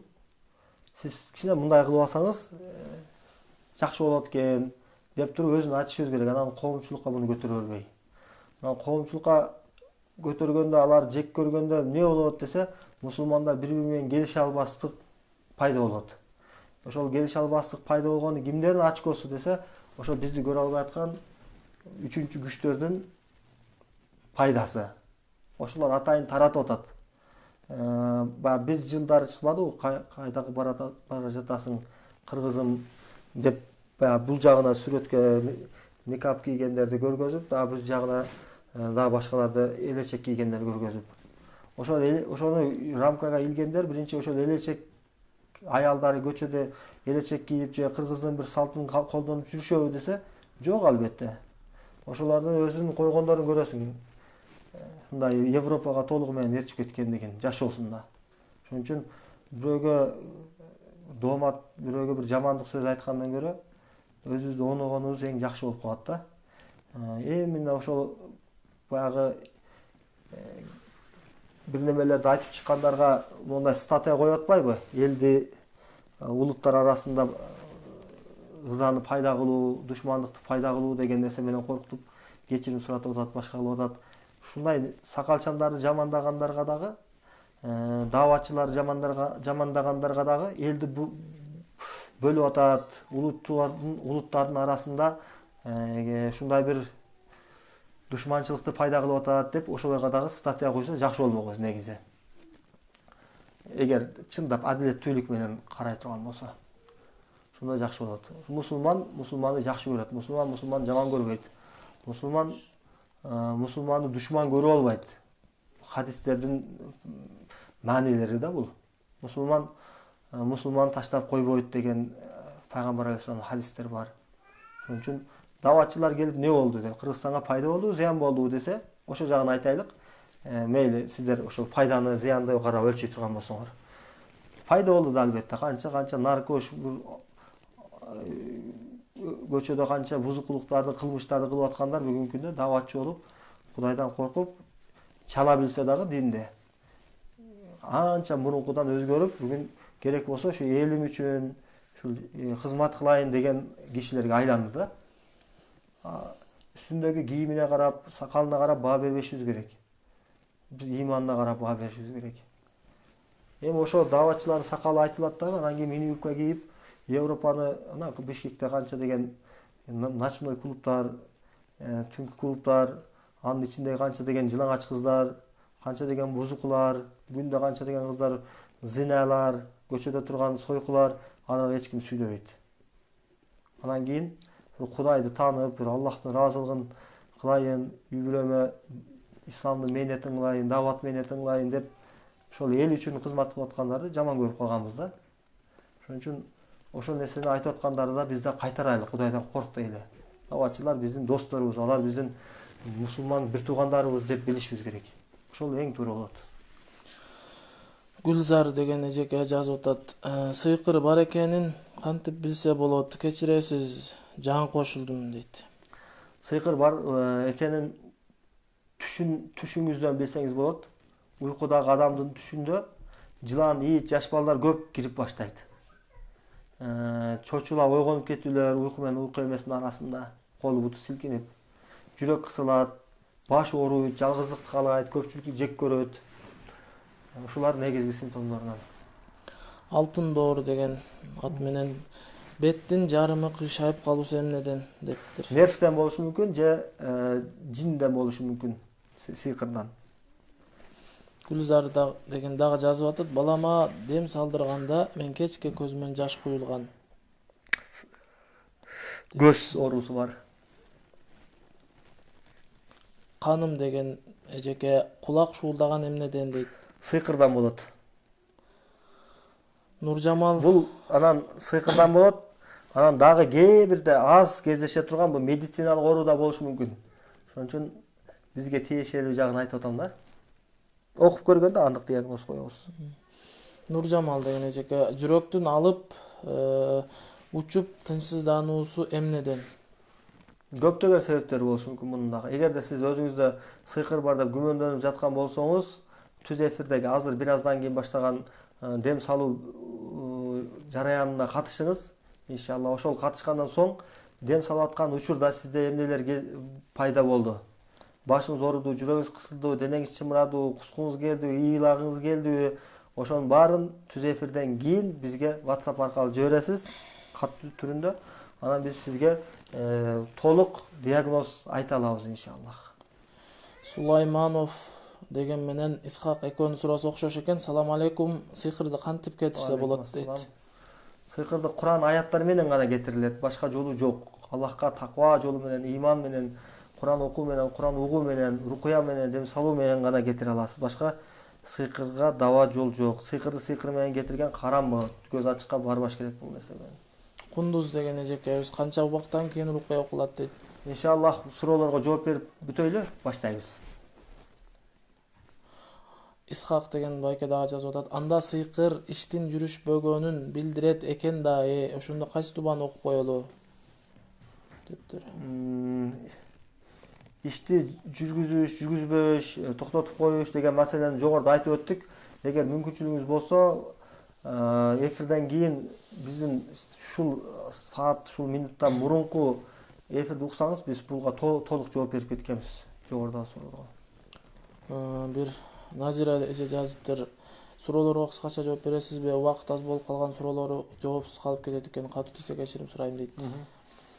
Кундуз эже жазыптыр. Кулактын чуулдаганы жөнүндө да айта кетсеңиз. Кулактын чуулдаганы сыйкырдан болушу мүмкүн. Түз эфирге катышыңыз азыр. Анан эфирден соң айтыңыз эмне болду. Ошол көптөгөн симптомдорго карап туруп анан жооп беребиз иншаллах. Сыйкыр же сыйкыр эмес деп. Тайтороолу деген ат менен үйлөнбөй жүргөндөр бакшыга барып жолун ачса үйлөнөбү дейт. Жок, бакшы жол ачпайт. Өзү жол ачуучу кийим десе, үйлөнө албай жүргөн адамдар азыр үйүндөгүлөр ыза болушат да. кыжалат болушат. Менин балам үйлөнбөй атат. Жашы 29га чыкты, же 33гө чыкты, же 25ге чыкты депчи. Үйлөн десек үйлөнбөй атат дейт. Анан мында карап намаз окуйбу десек жок окубайт дейт. Анан эмне кылат анда десең, ушул азыр үйлөнбөймүн, дагы убакыт бар деп эле үйлөнүштөн качып атат дейт. Мен шуга мындай ачык токтолуп кетейин. Эми копол болсо деле айтыш керек. Эркек киши же үйлөнөт, экинчи варианты зына кылат. Ошол зына кылып жүргөн болсо үйлөнбөй жүрө берет да. Көрүнгөн аял, көрүнгөн зына жаман жолдор менен ошентип өзүнүн баягы инстинктин арам жол менен кандырып алып, ар жерде жүрүп, анан үйлөнүүнү кечиктирип атканын бул себеби болушу мүмкүн. Сыйкыр болбой эле. Ошол жактарын да караш керек. Эркектер үйлөнгөндөн кийин мондай ойнай албаймын, бузукулукту кыла албаймын, азыр мен өзүмчө кенен жүрөйүн азыр деп деле ушинтип жүрүшү мүмкүн. Муну биз көрүп атабыз, билип атабыз. Анан сыйкыр тараптан деле болушу мүмкүн. Аны эгерде зина кылбаган болсо, аны окутуп көргүлө. Экинчи жагы. Асия деген эже жазып атат. Кристалл хинди дарысын ичсе жинден арылса болобу дейт. Кристалл хинди ооба жакшы пайда берет. Буну да ичсеңиздер болот. Иншалла бир кашыктан эртең мененки ач карынга ичсеңиздер жакшы. Эркин деген байке жазып атат. Өзүм 55 дейт. 55-жылкы окшойт. Көп учурда чоочуй берем. Бир нерсе тарс десе эле жүрөк чоочуп кетет. Эмне дейт. Окутуп көрүңүз. Азыркы түз эфирге катышыңыз сиз дагы. Эфирден кийин сиз эфир учурунда отурганда кандай абал болду сизде? Башыңыз ооруду, денеңиз чымыраду, желке уюп тырыштыбы, кускуңуз келдиби, ыйлагыңыз келдиби? Ошонун баарын айтасыз, ошого жараша так жооп болот. Иншалла. Гүлү эже да жазыптыр. Үйгө келе аласыздарбы дейт. Иншалла карантин бүтсүн. Адрес сурашыптыр. Сулайманов деген. Кийинки көтөргүңүз. Ошо Гүл эже агам ооруп жаткан эле өзү менен сүйлөшө берет агам дейт. Агам үйдө Куран окуса чыгып кетет, жалгыз жүрө берет, тамакты жалгыз жегенди жакшы көрөт. Балам башта 5 убак намаз окуучу, азыр такыр окубай жатат. Эмнеден болушу мүмкүн? Кичи хажылыкка да барган Меккеге деп ушул суроолорду өзү баарын бериптир. Балаңыз намаз окубай коюштун себеби сыйкырдан деле болбошу мүмкүн, башка эле себептерден деле болот. Кээде мисалы үчүн чөйрө мурунку баягы чөйрөлөрүн жоготуп, баягы чөйрөсү бузук чөйрөгө кошулуп алганда деле ошол сусташып, ыйманы алсыздап, намазын таштап жиберген учурлар болот. Же болбосо андагы баягы ыймандын алсыздыгынан улам болушу мүмкүн, чөйрөсү жакшы болсо деле. Ошон үчүн кайсы жеринде оору пайда болду, ошону аныктап алышыбыз керек. Эгер оору анын ыйманында болсо, демек ыйманды күчөтө турган, ага динин үйрөтө турган бирөөнү таап беришибиз керек. Мүмкүнчүлүк жаратып беришибиз керек жакындарыбыз. Эгерде чөйрөсүнөн улам ыйманы сузашып, чөйрөнүн таасири болуп аткан болсо, анда чөйрөлөрдөн алыс болуп, чөйрөнү жакшыртканга аракет кылыш керек. Эгер намаз окубаган, таштап жүргөндөгү жин оорудан болуп аткан болсо, жин оорунан аныкташ керек дагы, анан ошого жараша аны кетириш үчүн анын жолун аткарыш керек. Жолдош жөнүндө эмне деп айтты эже? Ошо Куран окусак чыгып кетет, тамакты жалгыз жегенди жакшы көрөт дейт. Өзү менен өзү сүйлөшө берет экен. Эгер жолдошуңуз көнсө, түз эфир ошого жараша айтабыз. Убай деген байке жазып атат. Ассаламу алейкум, сиздерден Аллах ыраазы болсун. Суроом. Амин. Ассалам. Иним талма оору менен оорум окуйт. Сизге алып барсак болобу? Кененирээк жооп берсеңиз сураныч дейт. Болот иншалла. Аллах иниңизге шифа берсин. Талма ооругандар, талма менен ооругандар эпилепсия деп коет буларды. Ошол эпилепсиянын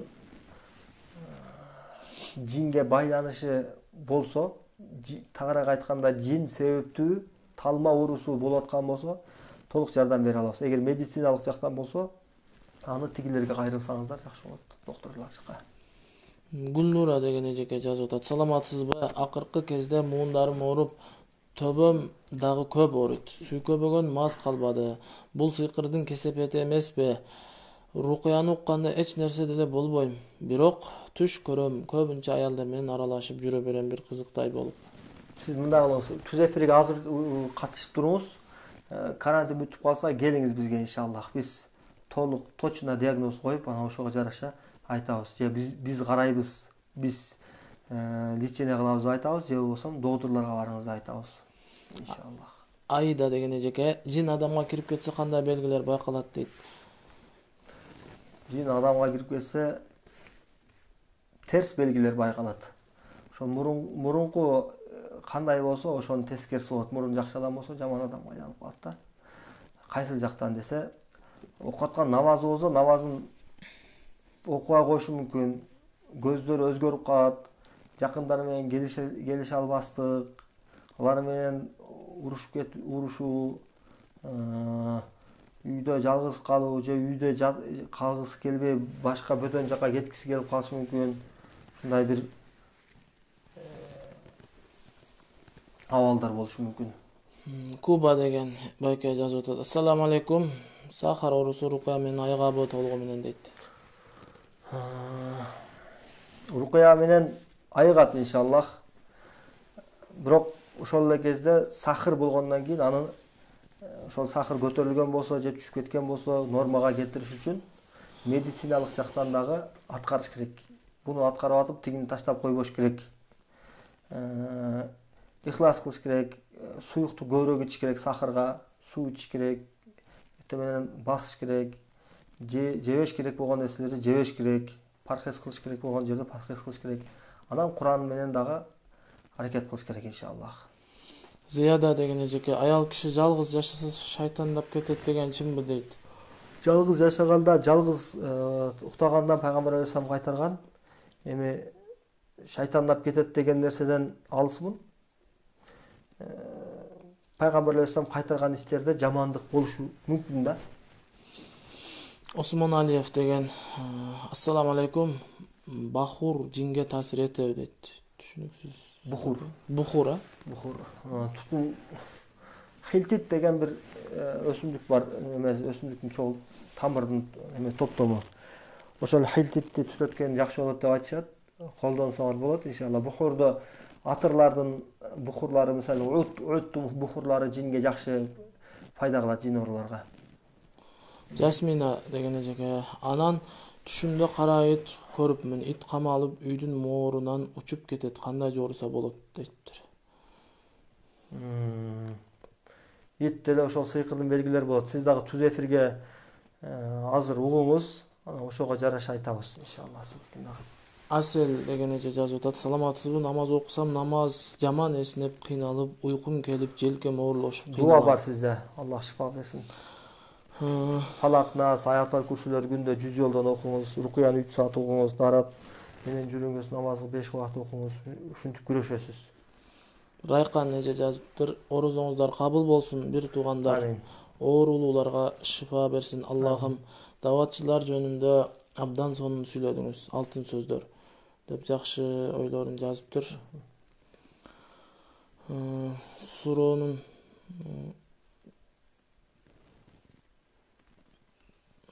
башкадан карайын, чыкпай атат.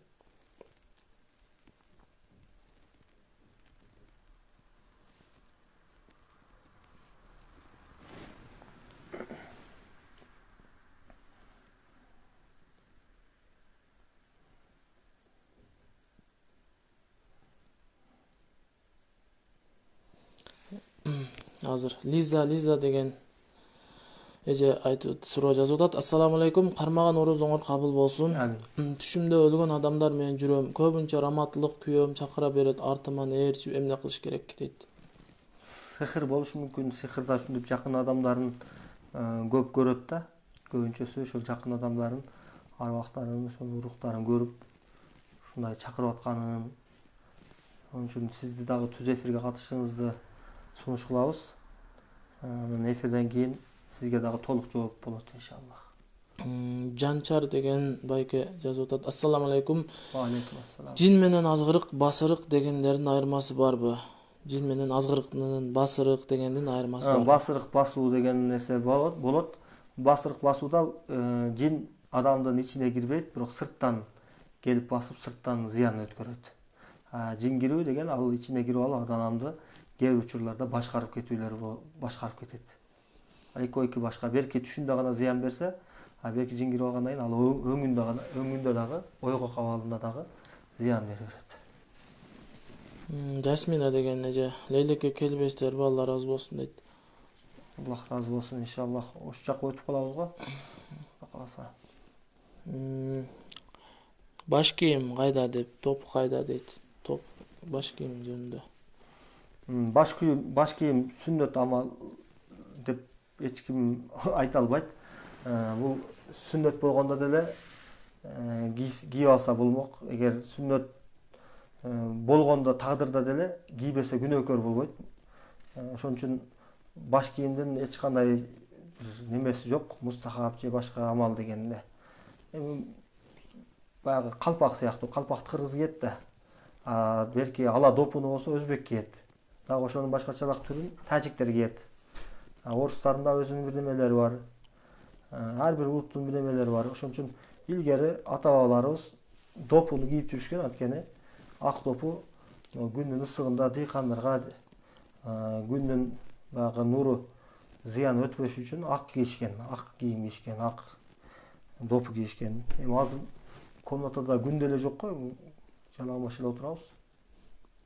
Гүлера деген эжеке жазып атат. Ассаламу алейкум. Менин иним 28ден өттү. Үйлөнбөй жүрөт. Үйдө баарыбызга корс сүйлөйт. Апам менен эже бир тагымыз дейт. Жаман жерди тепселеп алганбы деп ойлоп атам, же жин киргенби дейт. Окутуп көргүлө, анан айтабыз иншаллах. Кадырбек деген байке дагы жазыптыр. Ассаламу алейкум, бар болуңуздар. Таксыр сиздердин азыр окууңуздарды жатып алып уксак деле боло береби, рахмат дептир. Болот, уксаңыздар болот иншаллах. Бирок болгону ыхлас талап кылынат да. Кунт коюп, башка нерселер жөнүндө ойлобой, сиз жатып алып уккан болсоңуз деле ошол ыхлас сизде бар болсо жарай берет. Бирок жатып алгандан кийин аны уйкуга кетип калсаңыз болбойт. Гүлайым эже жазыптыр. Талак СМС аркылуу өтөбү дейт. Өтөт СМС аркылуу. Таалай деген байке жин орус омурткаларга тиешеси барбы дейт. Тиешеси болушу мүмкүн. Анткени дененин кээ бир мүчөлөрүн оорутуш үчүн сыйкыр жасалат. Сыйкырдын кээде адам денесин оорутат кадимкидей, бир ооруларды пайда кылат. Аны да окуп көргөндөн кийин айтабыз да. Раушан деген эжеке жазып атат. Алла ыраазы болсун, орузоңор кабыл болсун дейт. Ыраазы болсун. Аскарбек деген ассаламу алейкум, жүрөгүм титиреп, кыйналам, текшерсем таза чыгат. Неден болушу мүмкүн? Деп жазыптыр. Сыйкырдан болушу мүмкүн, текшертип коюңуз. Аны мынакей сиздерге мүмкүнчүлүк. Азыр түз эфирде окуйбуз. Могу жерде көптөгөн адамдар суроо бердиңиздер. Бирок суроолор толук болбогондугу үчүн жооптор да толук болбой, бизге баягы уккан маалыматыбызга жараша жооп беребиз да. Кээ бир адамдар өзүндөгү нерсени мындай түшүндүрө албайт. Ошондой эмеси жок. Кээ бир адамдар ошондуктан азыркы түз эфирден ушул мүмкүнчүлүктөн пайдаланып рукуяны укуңуздар. Ошо суроо бергендердин баары. Анан ошого жараша мен рукуя укканымда менде мындай белгилер болду.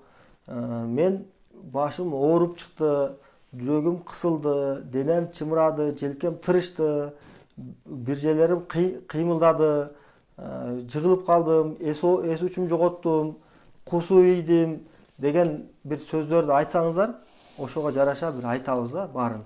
Эң жакшы диагноз кайсы десе, албетте биз келген адамдардан жашооңда эмне болуп атат деген немелерди айтып окуп аткандагы диагноз эң точно анык диагноз болот да. Азыр биз окуп атканыбызда сиздердеги абалдардан карап туруп, белгилерге карап туруп жооп берсек, ошол эң так болот.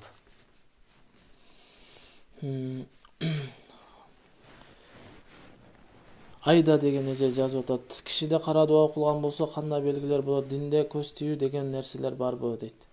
көз тию деген нерселер бар шариатыбызда. Пайгамбар алейхиссалам көз тию бар экендиги чындык деген. Кээинки хадистерде келет, көз деген нерсе басып бараткан төөнү казанга, адамды болсо кабырга чейин киргизет деген мааниде хадистер бар. Бул жөнүндө көптөгөн маалыматтар бар. Иншалла кийин келечекте сабак катарында өтөбүз иншаллах. Анан экинчи суроо кандай болду? Көз тию. Көз тию деген нерсе барбы? Бар нерсе, албетте. Жаңы уктап баштаганда эле денем титирей берет. Бул эмнеден дейт? Жана жанчар деген байке. Чочуп титиреген болсо, демек дуанын белгилери. Алия дегени же албарсы басты деген түшүнүк бар. Кандай түшүндүрмө берип аласыздар? Бул жиндин сырттан зыян бергендиги. Уктап атканда. Мухаммед Расул деген тууганыбыз мен да түнү менен чочуп берем. Эмнеден болушу мүмкүн? Сыхырдан болушу мүмкүн, дуадан болушу мүмкүн. Угуңуз иншаллах эфирде. Болот Айбашев баштайсыңарбы дейт. Иншаллах. Суроо бүттү. Суроолор бүттү. Саат канча болуп калды? 11-ден 10 өттү. Эфир убактысы. Өзүнүн убактысы. Азыр.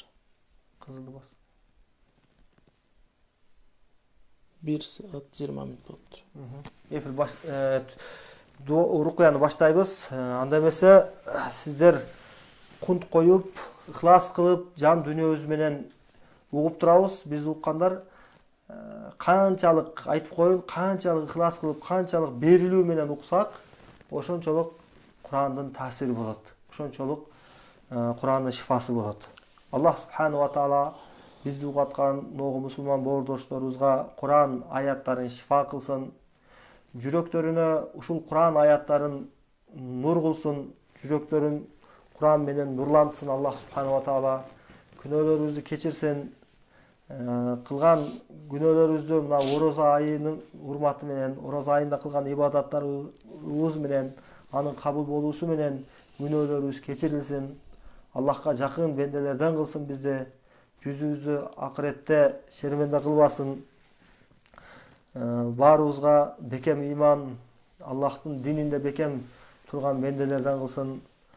Иншаллах оорулаган, оору менен ооруп аткандарга Аллахтын өзү Куран аяттын шифа кылсын. Андай эмесе кунт менен ыхлас кылып угуп турабыз. Биз баштайбыз. Менден кийин дамла улантат иншаллах. Көздү жумуп алабыз. Innal hamdalillahi nahmaduhu wa nasta'inuhu wa nastaghfiruhu wa na'udhu billahi min shururi anfusina wa min sayyiati a'malina. Man yahdihillahu fala mudilla lahu wa man yudlil fala hadiya lahu. Wa ashhadu an la ilaha illa Allah wahdahu la sharika lahu wa ashhadu anna Muhammadan 'abduhu wa rasuluhu. A'udhu billahi minash shaitanir rajim. Bismillahirrahmanirrahim. الحمد لله رب العالمين الرحمن الرحيم مالك يوم الدين إياك نعبد وإياك نستعين اهدنا الصراط المستقيم صراط الذين أنعمت عليهم غير المغضوب عليهم ولا الضالين بسم الله الرحمن الرحيم ألف لام ميم ذلك الكتاب لا ريب فيه هدى للمتقين الذين يؤمنون بالغيب ويقيمون الصلاة ومما رزقناهم ينفقون والذين يؤمنون بما أنزل إليك وما أنزل من قبلك وبالآخرة هم يوقنون أولئك على هدى من ربهم وأولئك هم المفلحون بسم الله الرحمن الرحيم واتبعوا ما تتلو الشياطين على ملك سليمان وما كفر سليمان ولكن الشياطين كفروا يعلمون الناس السحر وما أنزل على الملكين ببابل هاروت وماروت وما يعلمان من أحد حتى يقولا إنما نحن فتنة فلا تكفر فيتعلمون منهما ما يفرقون به بين المرء وزوجه وما هم بضارين به من أحد إلا بإذن الله ويتعلمون ما يضرهم ولا ينفعهم ولقد علموا لمن اشتراه ما له في الآخرة من خلاق ولبئس ما شروا به أنفسهم لو كانوا يعلمون. بسم الله الرحمن الرحيم. وإلهكم إله واحد لا إله إلا هو الرحمن الرحيم. إن في خلق السماوات والأرض واختلاف الليل والنهار والفلك التي تجري في البحر بما ينفع الناس وما أنزل الله من السماء من ماء فأحيا به الأرض بعد موتها وبث فيها من كل دابة وتصريف الرياح والسحاب المسخر بين السماء والأرض لآيات لقوم يعقلون. بسم الله الرحمن الرحيم. الله لا إله إلا هو الحي القيوم لا تأخذه سنة ولا نوم له ما في السماوات وما في الأرض من ذا الذي يشفع عنده إلا بإذنه يعلم ما بين أيديهم وما خلفهم ولا يحيطون بشيء من علمه إلا بما شاء وسع كرسيه السماوات والأرض ولا يؤوده حفظهما وهو العلي العظيم.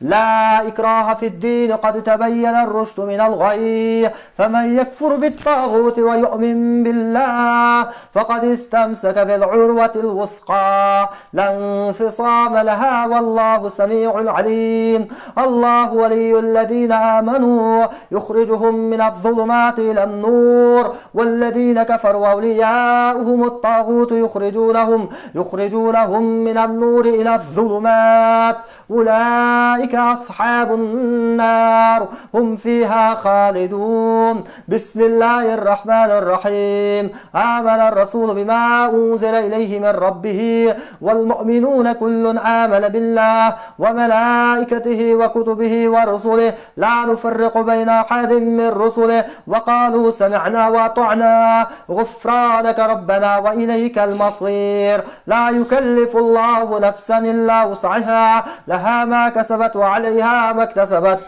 ربنا لا تؤاخذنا إن نسينا أو أخطأنا ربنا ولا تحمل علينا إصرا كما حملته على الذين من قبلنا ربنا ولا تحملنا ما لا طاقة لنا به واعف عنا واغفر لنا وارحمنا أنت مولانا فانصرنا على القوم الكافرين.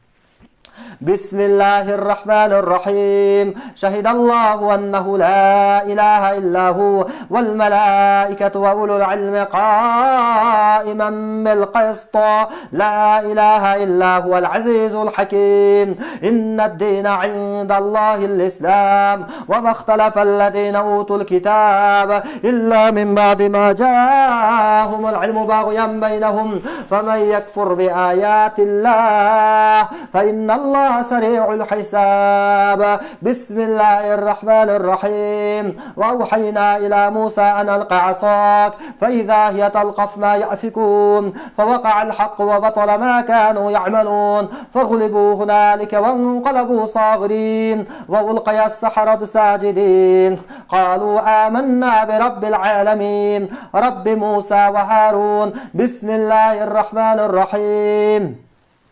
فلما ألقوا قال موسى ما جئتم به السحر إن الله سيبطله إن الله سيبطله إن الله سيبطله إن الله سيبطله إن الله سيبطله إن الله سيبطله إن الله سيبطله إن الله سيبطله إن الله لا يصلح عمل المفسدين ويحق الله الحق بكلماته ولو كره المجرمون. بسم الله الرحمن الرحيم. قل يا أيها الكافرون الكافرون لا أعبد ما تعبدون ولا أنتم عابدون ما أعبد ولا أنا عابد ما عبدتم ولا أنتم عابدون ما أعبد لكم دينكم ولي دين. بسم الله الرحمن الرحيم. قل هو الله أحد الله الصمد لم يلد ولم يولد ولم يكن له كفوا أحد.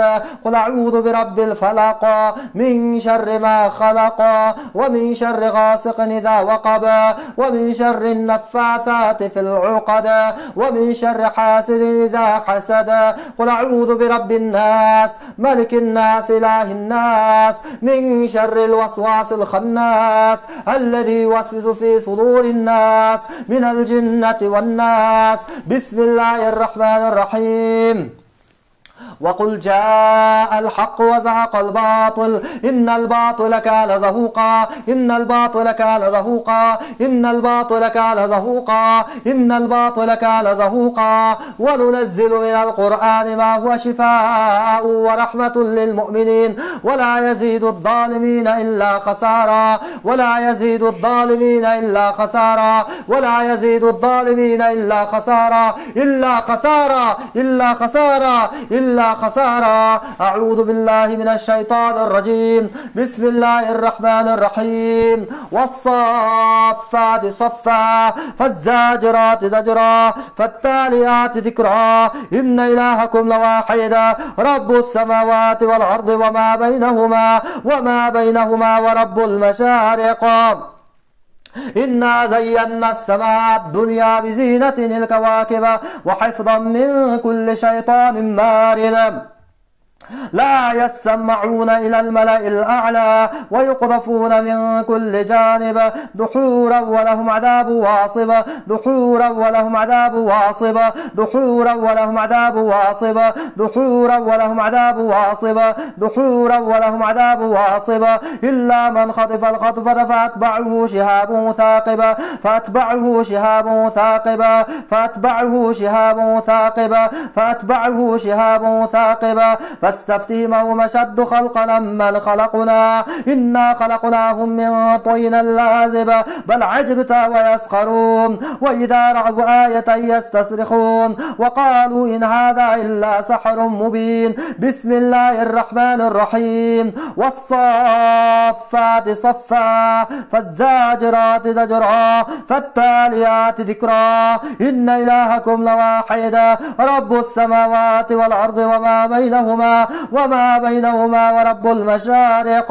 إنا زينا السماء الدنيا بزينة الكواكب دحورا ولهم عذاب واصب دحورا ولهم عذاب واصب.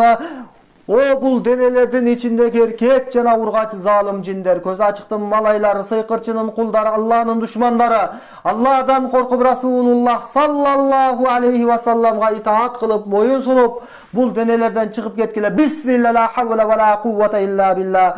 Bismillah la havle ve la kuvvete illa billah. O bul denelerden içindeki erkek jana urgaçı zalim jinler, köz açıktın malaylары, sıyqırçının kulları, Allah'ın düşmanları, Allah'dan korkup Rasulullah sallallahu aleyhi ve sellem'ga itaat kılıp moyun sunup bul denelerden çıkıp ketkiler. Bismillah la havle ve la kuvvete illa billah. O bul denelerden içindeki erkek jana urgaçı zalim jinler, köz açıktın malaylары, sıyqırçının kulları, Allah'ın düşmanları, Allah'dan korkup Rasulullah sallallahu aleyhi ve sellem'ga itaat kılıp moyun sunup bul denelerden çık bul cesetten. Bismillah la havle ve la kuvvete illa billah. Çık bul cesetten la havle ve la kuvvete illa billah. Bismillah la havle ve la kuvvete illa billah. أعوذ بالله من الشيطان الرجيم. بسم الله الرحمن الرحيم. والصافات صفا فالزاجرات زجرا فالتاليات ذكرا إن إلهكم لواحد إن إلهكم لواحد إن إلهكم لواحد رب السماوات والأرض وما بينهما ورب المشارق. إنا زينا السماء الدنيا بزينة الكواكب وحفظا من كل شيطان مارد لا يسمعون إلى الملأ الأعلى ويقذفون من كل جانب دحورا ولهم عذاب واصب دحورا ولهم عذاب واصب.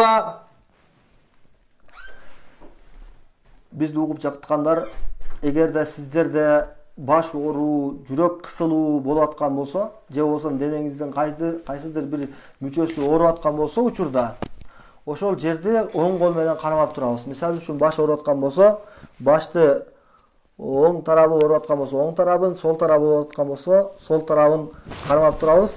Ихлас менен угууну дагы улантабыз.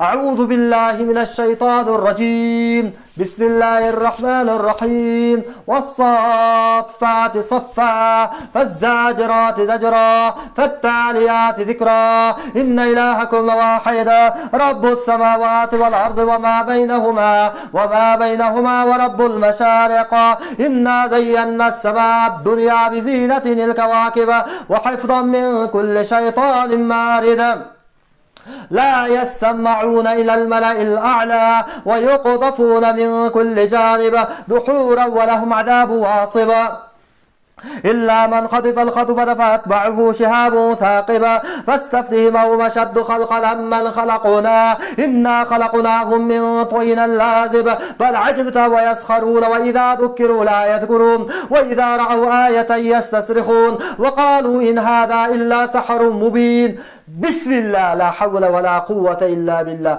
بسم الله لا حول ولا قوة إلا بالله بسم الله لا حول ولا قوة إلا بالله çık cesetten Bismillah la havle ve la kuvvete illa billah çık bul denilerden Allah'ın düşmanları Bismillah la havle ve la kuvvete illa billah Euzu billahi mineşşeytanirracim Allahu ekber Allahu ekber Allahu ekber Allahu ekber Eşhedü en la ilahe illallah Eşhedü en la ilahe illallah Eşhedü enne Muhammeden Resulullah Eşhedü enne Muhammeden Resulullah حي على الصلاة حي على الصلاة حي على الفلاح حي على الفلاح الله أكبر الله أكبر لا إله إلا الله O bul denelerdeki erkek jana urgaçı zalim jinler, köz açıktın malayları, sıykırçının kulları, Allah'ın düşmanları.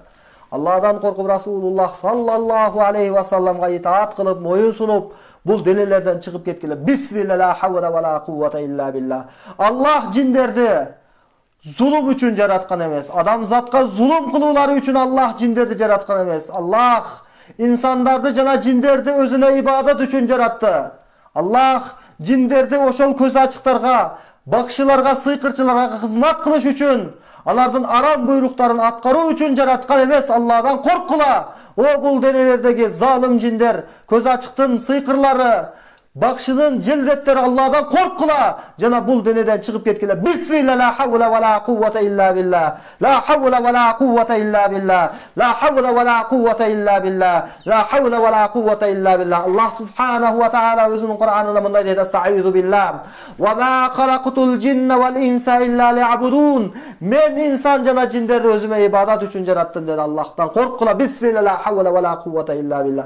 أعوذ بالله من الشيطان الرجيم بسم الله الرحمن الرحيم والصافات صفا فالزاجرات زجرا فالتاليات ذكرا إن إلهكم لواحد رب السماوات والأرض وما بينهما ورب المشارق إنا زينا السماء الدنيا بزينة الكواكب وحفظا من كل شيطان مارد لا يسمعون إلى الملأ الأعلى ويقذفون من كل جانب دحورا ولهم عذاب واصب إلا من خطف الخطفة فأتبعه شهاب ثاقب فاستفتهم هم أشد خلقا من خلقنا إنا خلقناهم من طين لازب بل عجبت ويسخرون وإذا ذكروا لا يذكرون وإذا رأوا آية يستصرخون وقالوا إن هذا إلا سحر مبين أعوذ بالله من الشيطان الرجيم.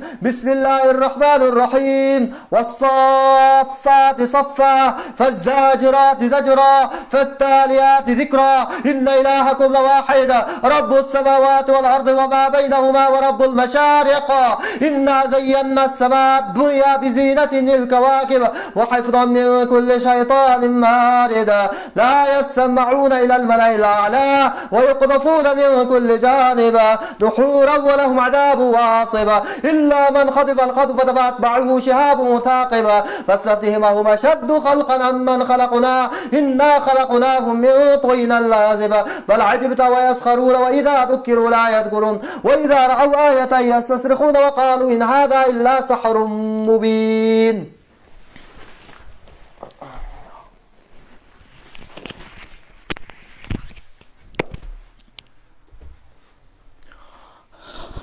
بسم الله الذي لا يضر مع اسمه شيء في الأرض ولا في السماء وهو السميع العليم. أعوذ بكلمة الله التامة من كل شيطان وهامة ومن كل عين لامة. لا إله إلا الله وحده لا شريك له له الملك وله الحمد وهو على كل شيء قدير. أعوذ بالله السميع العليم من الشيطان الرجيم. بسم الله الرحمن الرحيم. الحمد لله رب العالمين الرحمن الرحيم مالك يوم الدين إياك نعبد وإياك نستعين اهدنا الصراط المستقيم صراط الذين أنعمت عليهم غير المغضوب عليهم ولا الضالين. بسم الله الرحمن الرحيم. ألف لام ميم ذلك الكتاب لا ريب فيه هدى للمتقين الذين يؤمنون بالغيب ويقيمون الصلاة ومما رزقناهم ينفقون والذين يؤمنون بما أنزل إليك وما أنزل من قبلك وبالآخرة هم يوقنون أولئك على هدى من ربهم وأولئك هم المفلحون. بسم الله الرحمن الرحيم. واتبعوا ما تتلو الشياطين على ملك سليمان وما كفر سليمان ولكن الشياطين كفروا يعلمون الناس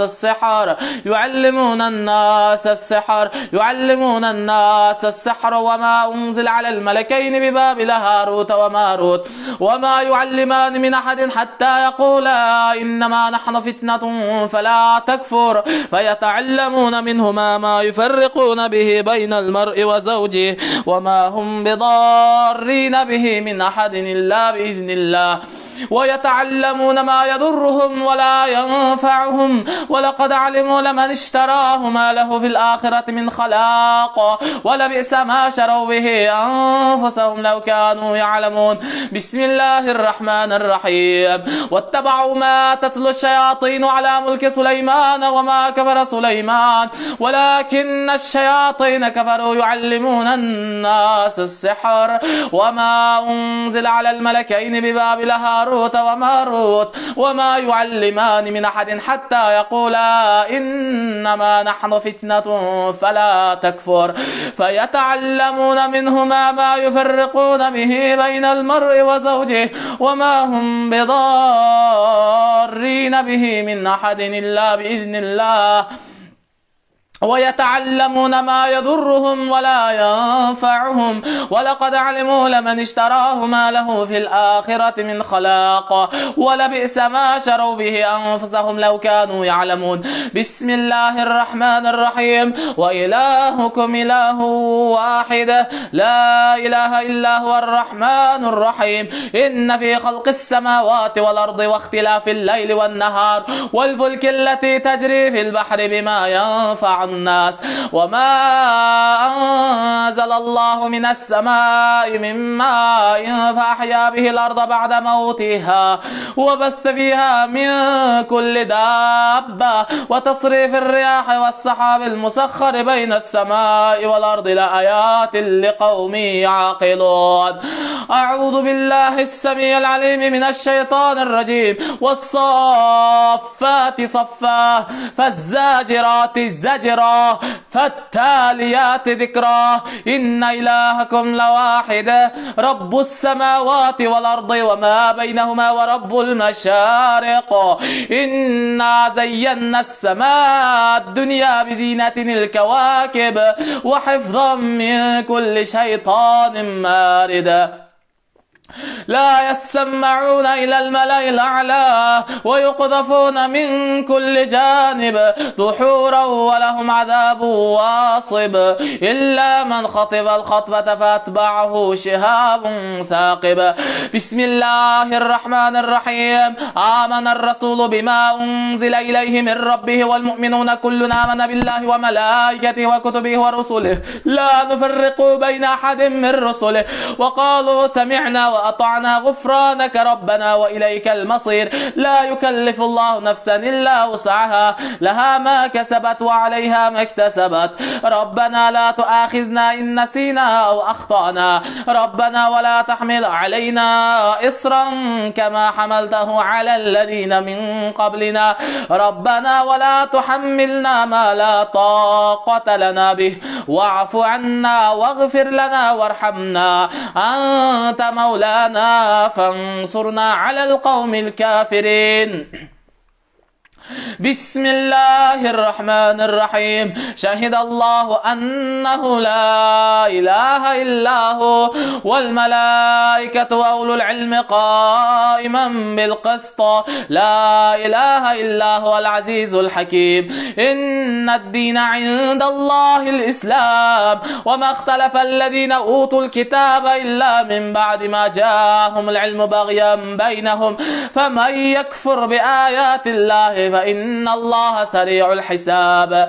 أعوذ بالله من الشيطان الرجيم. وأوحينا إلى موسى أن ألق عصاك فإذا هي تلقف ما يأفكون فوقع الحق وبطل ما كانوا يعملون فغلبوا هنالك وانقلبوا صاغرين وألقي السحرة الساجدين قالوا آمنا برب العالمين رب موسى وهارون. بسم الله الرحمن الرحيم. وألق ما في يمينك تلقف ما صنعوه إنما صنعوا كيد ساحر ولا يفلح الساحر حيث أتى فألقي السحرة سجدا قالوا آمنا برب هارون وموسى. بسم الله الرحمن الرحيم. فلما ألقوا قال موسى ما جئتم به السحر إن الله سيبطل إن الله لا يصلح عمل المفسدين ويحق الله الحق بكلماته ولو كره المجرمون. لا حول ولا قوة إلا بالله. بسم الله الذي لا يضر مع اسمه شيء في الأرض ولا في السماء وهو السميع العليم. بسم الله الذي لا يضر مع اسمه شيء في الأرض ولا في السماء وهو السميع العليم. أعوذ بالله السميع العليم من الشيطان الرجيم. بسم الله الرحمن الرحيم. وقل جاء الحق وزهق الباطل إن الباطل كان زهوقا وننزل من القرآن ما هو شفاء ورحمة للمؤمنين ولا يزيد الظالمين إلا خسارا. أعوذ بالله من الشيطان الرجيم. والصافات صفا فالزاجرات زجرا فالتاليات ذكرا إن إلهكم لواحد رب السماوات والأرض وما بينهما ورب المشارق راكب وحفظا من كل شيطان مارد لا يسمعون إلى الملأ الأعلى ويقذفون من كل جانب دحورا ولهم عذاب واصب إلا من خطف الخطفة فأتبعه شهاب ثاقب. بسم الله الرحمن الرحيم. وأوحينا إلى موسى أن ألق عصاك فإذا هي تلقف ما يأفكون فوقع الحق وبطل ما كانوا يعملون.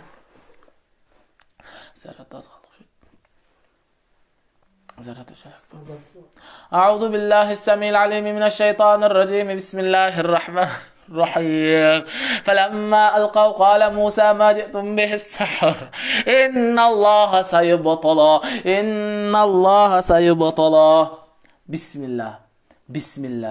بسم الله لا حول ولا قوة إلا بالله. La havle ve la kuvvete illa billah.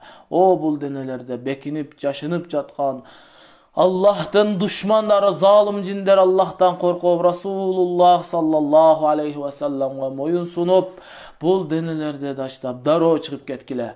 Bismillah la havle ve la kuvvete illa billah. Allah'tın ismi aytılganda asman, jana jerdegi nerseler ziyan bere albayt. Bismillah. Allah'tın ismi menen, Allah'tın ulu sözleri menen, Allah'tın ulu isim sıfatları menen. Bismillah la havle ve la kuvvete illa billah.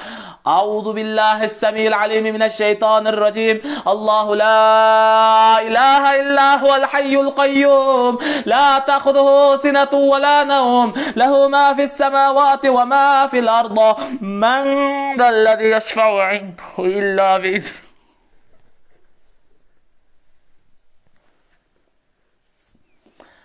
Sadakallahul azim.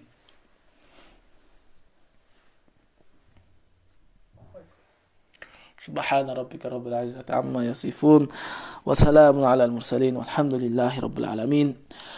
O jaratkan Allah özüň alkışlar maktu olur. Peygamber aleyhissalama salam salavatlar olsun. Allah'ım okulgan ulu sözleriňdi, ulu Kur'an-ı Kerim ayatlarım bul bendelerine şifa kıl.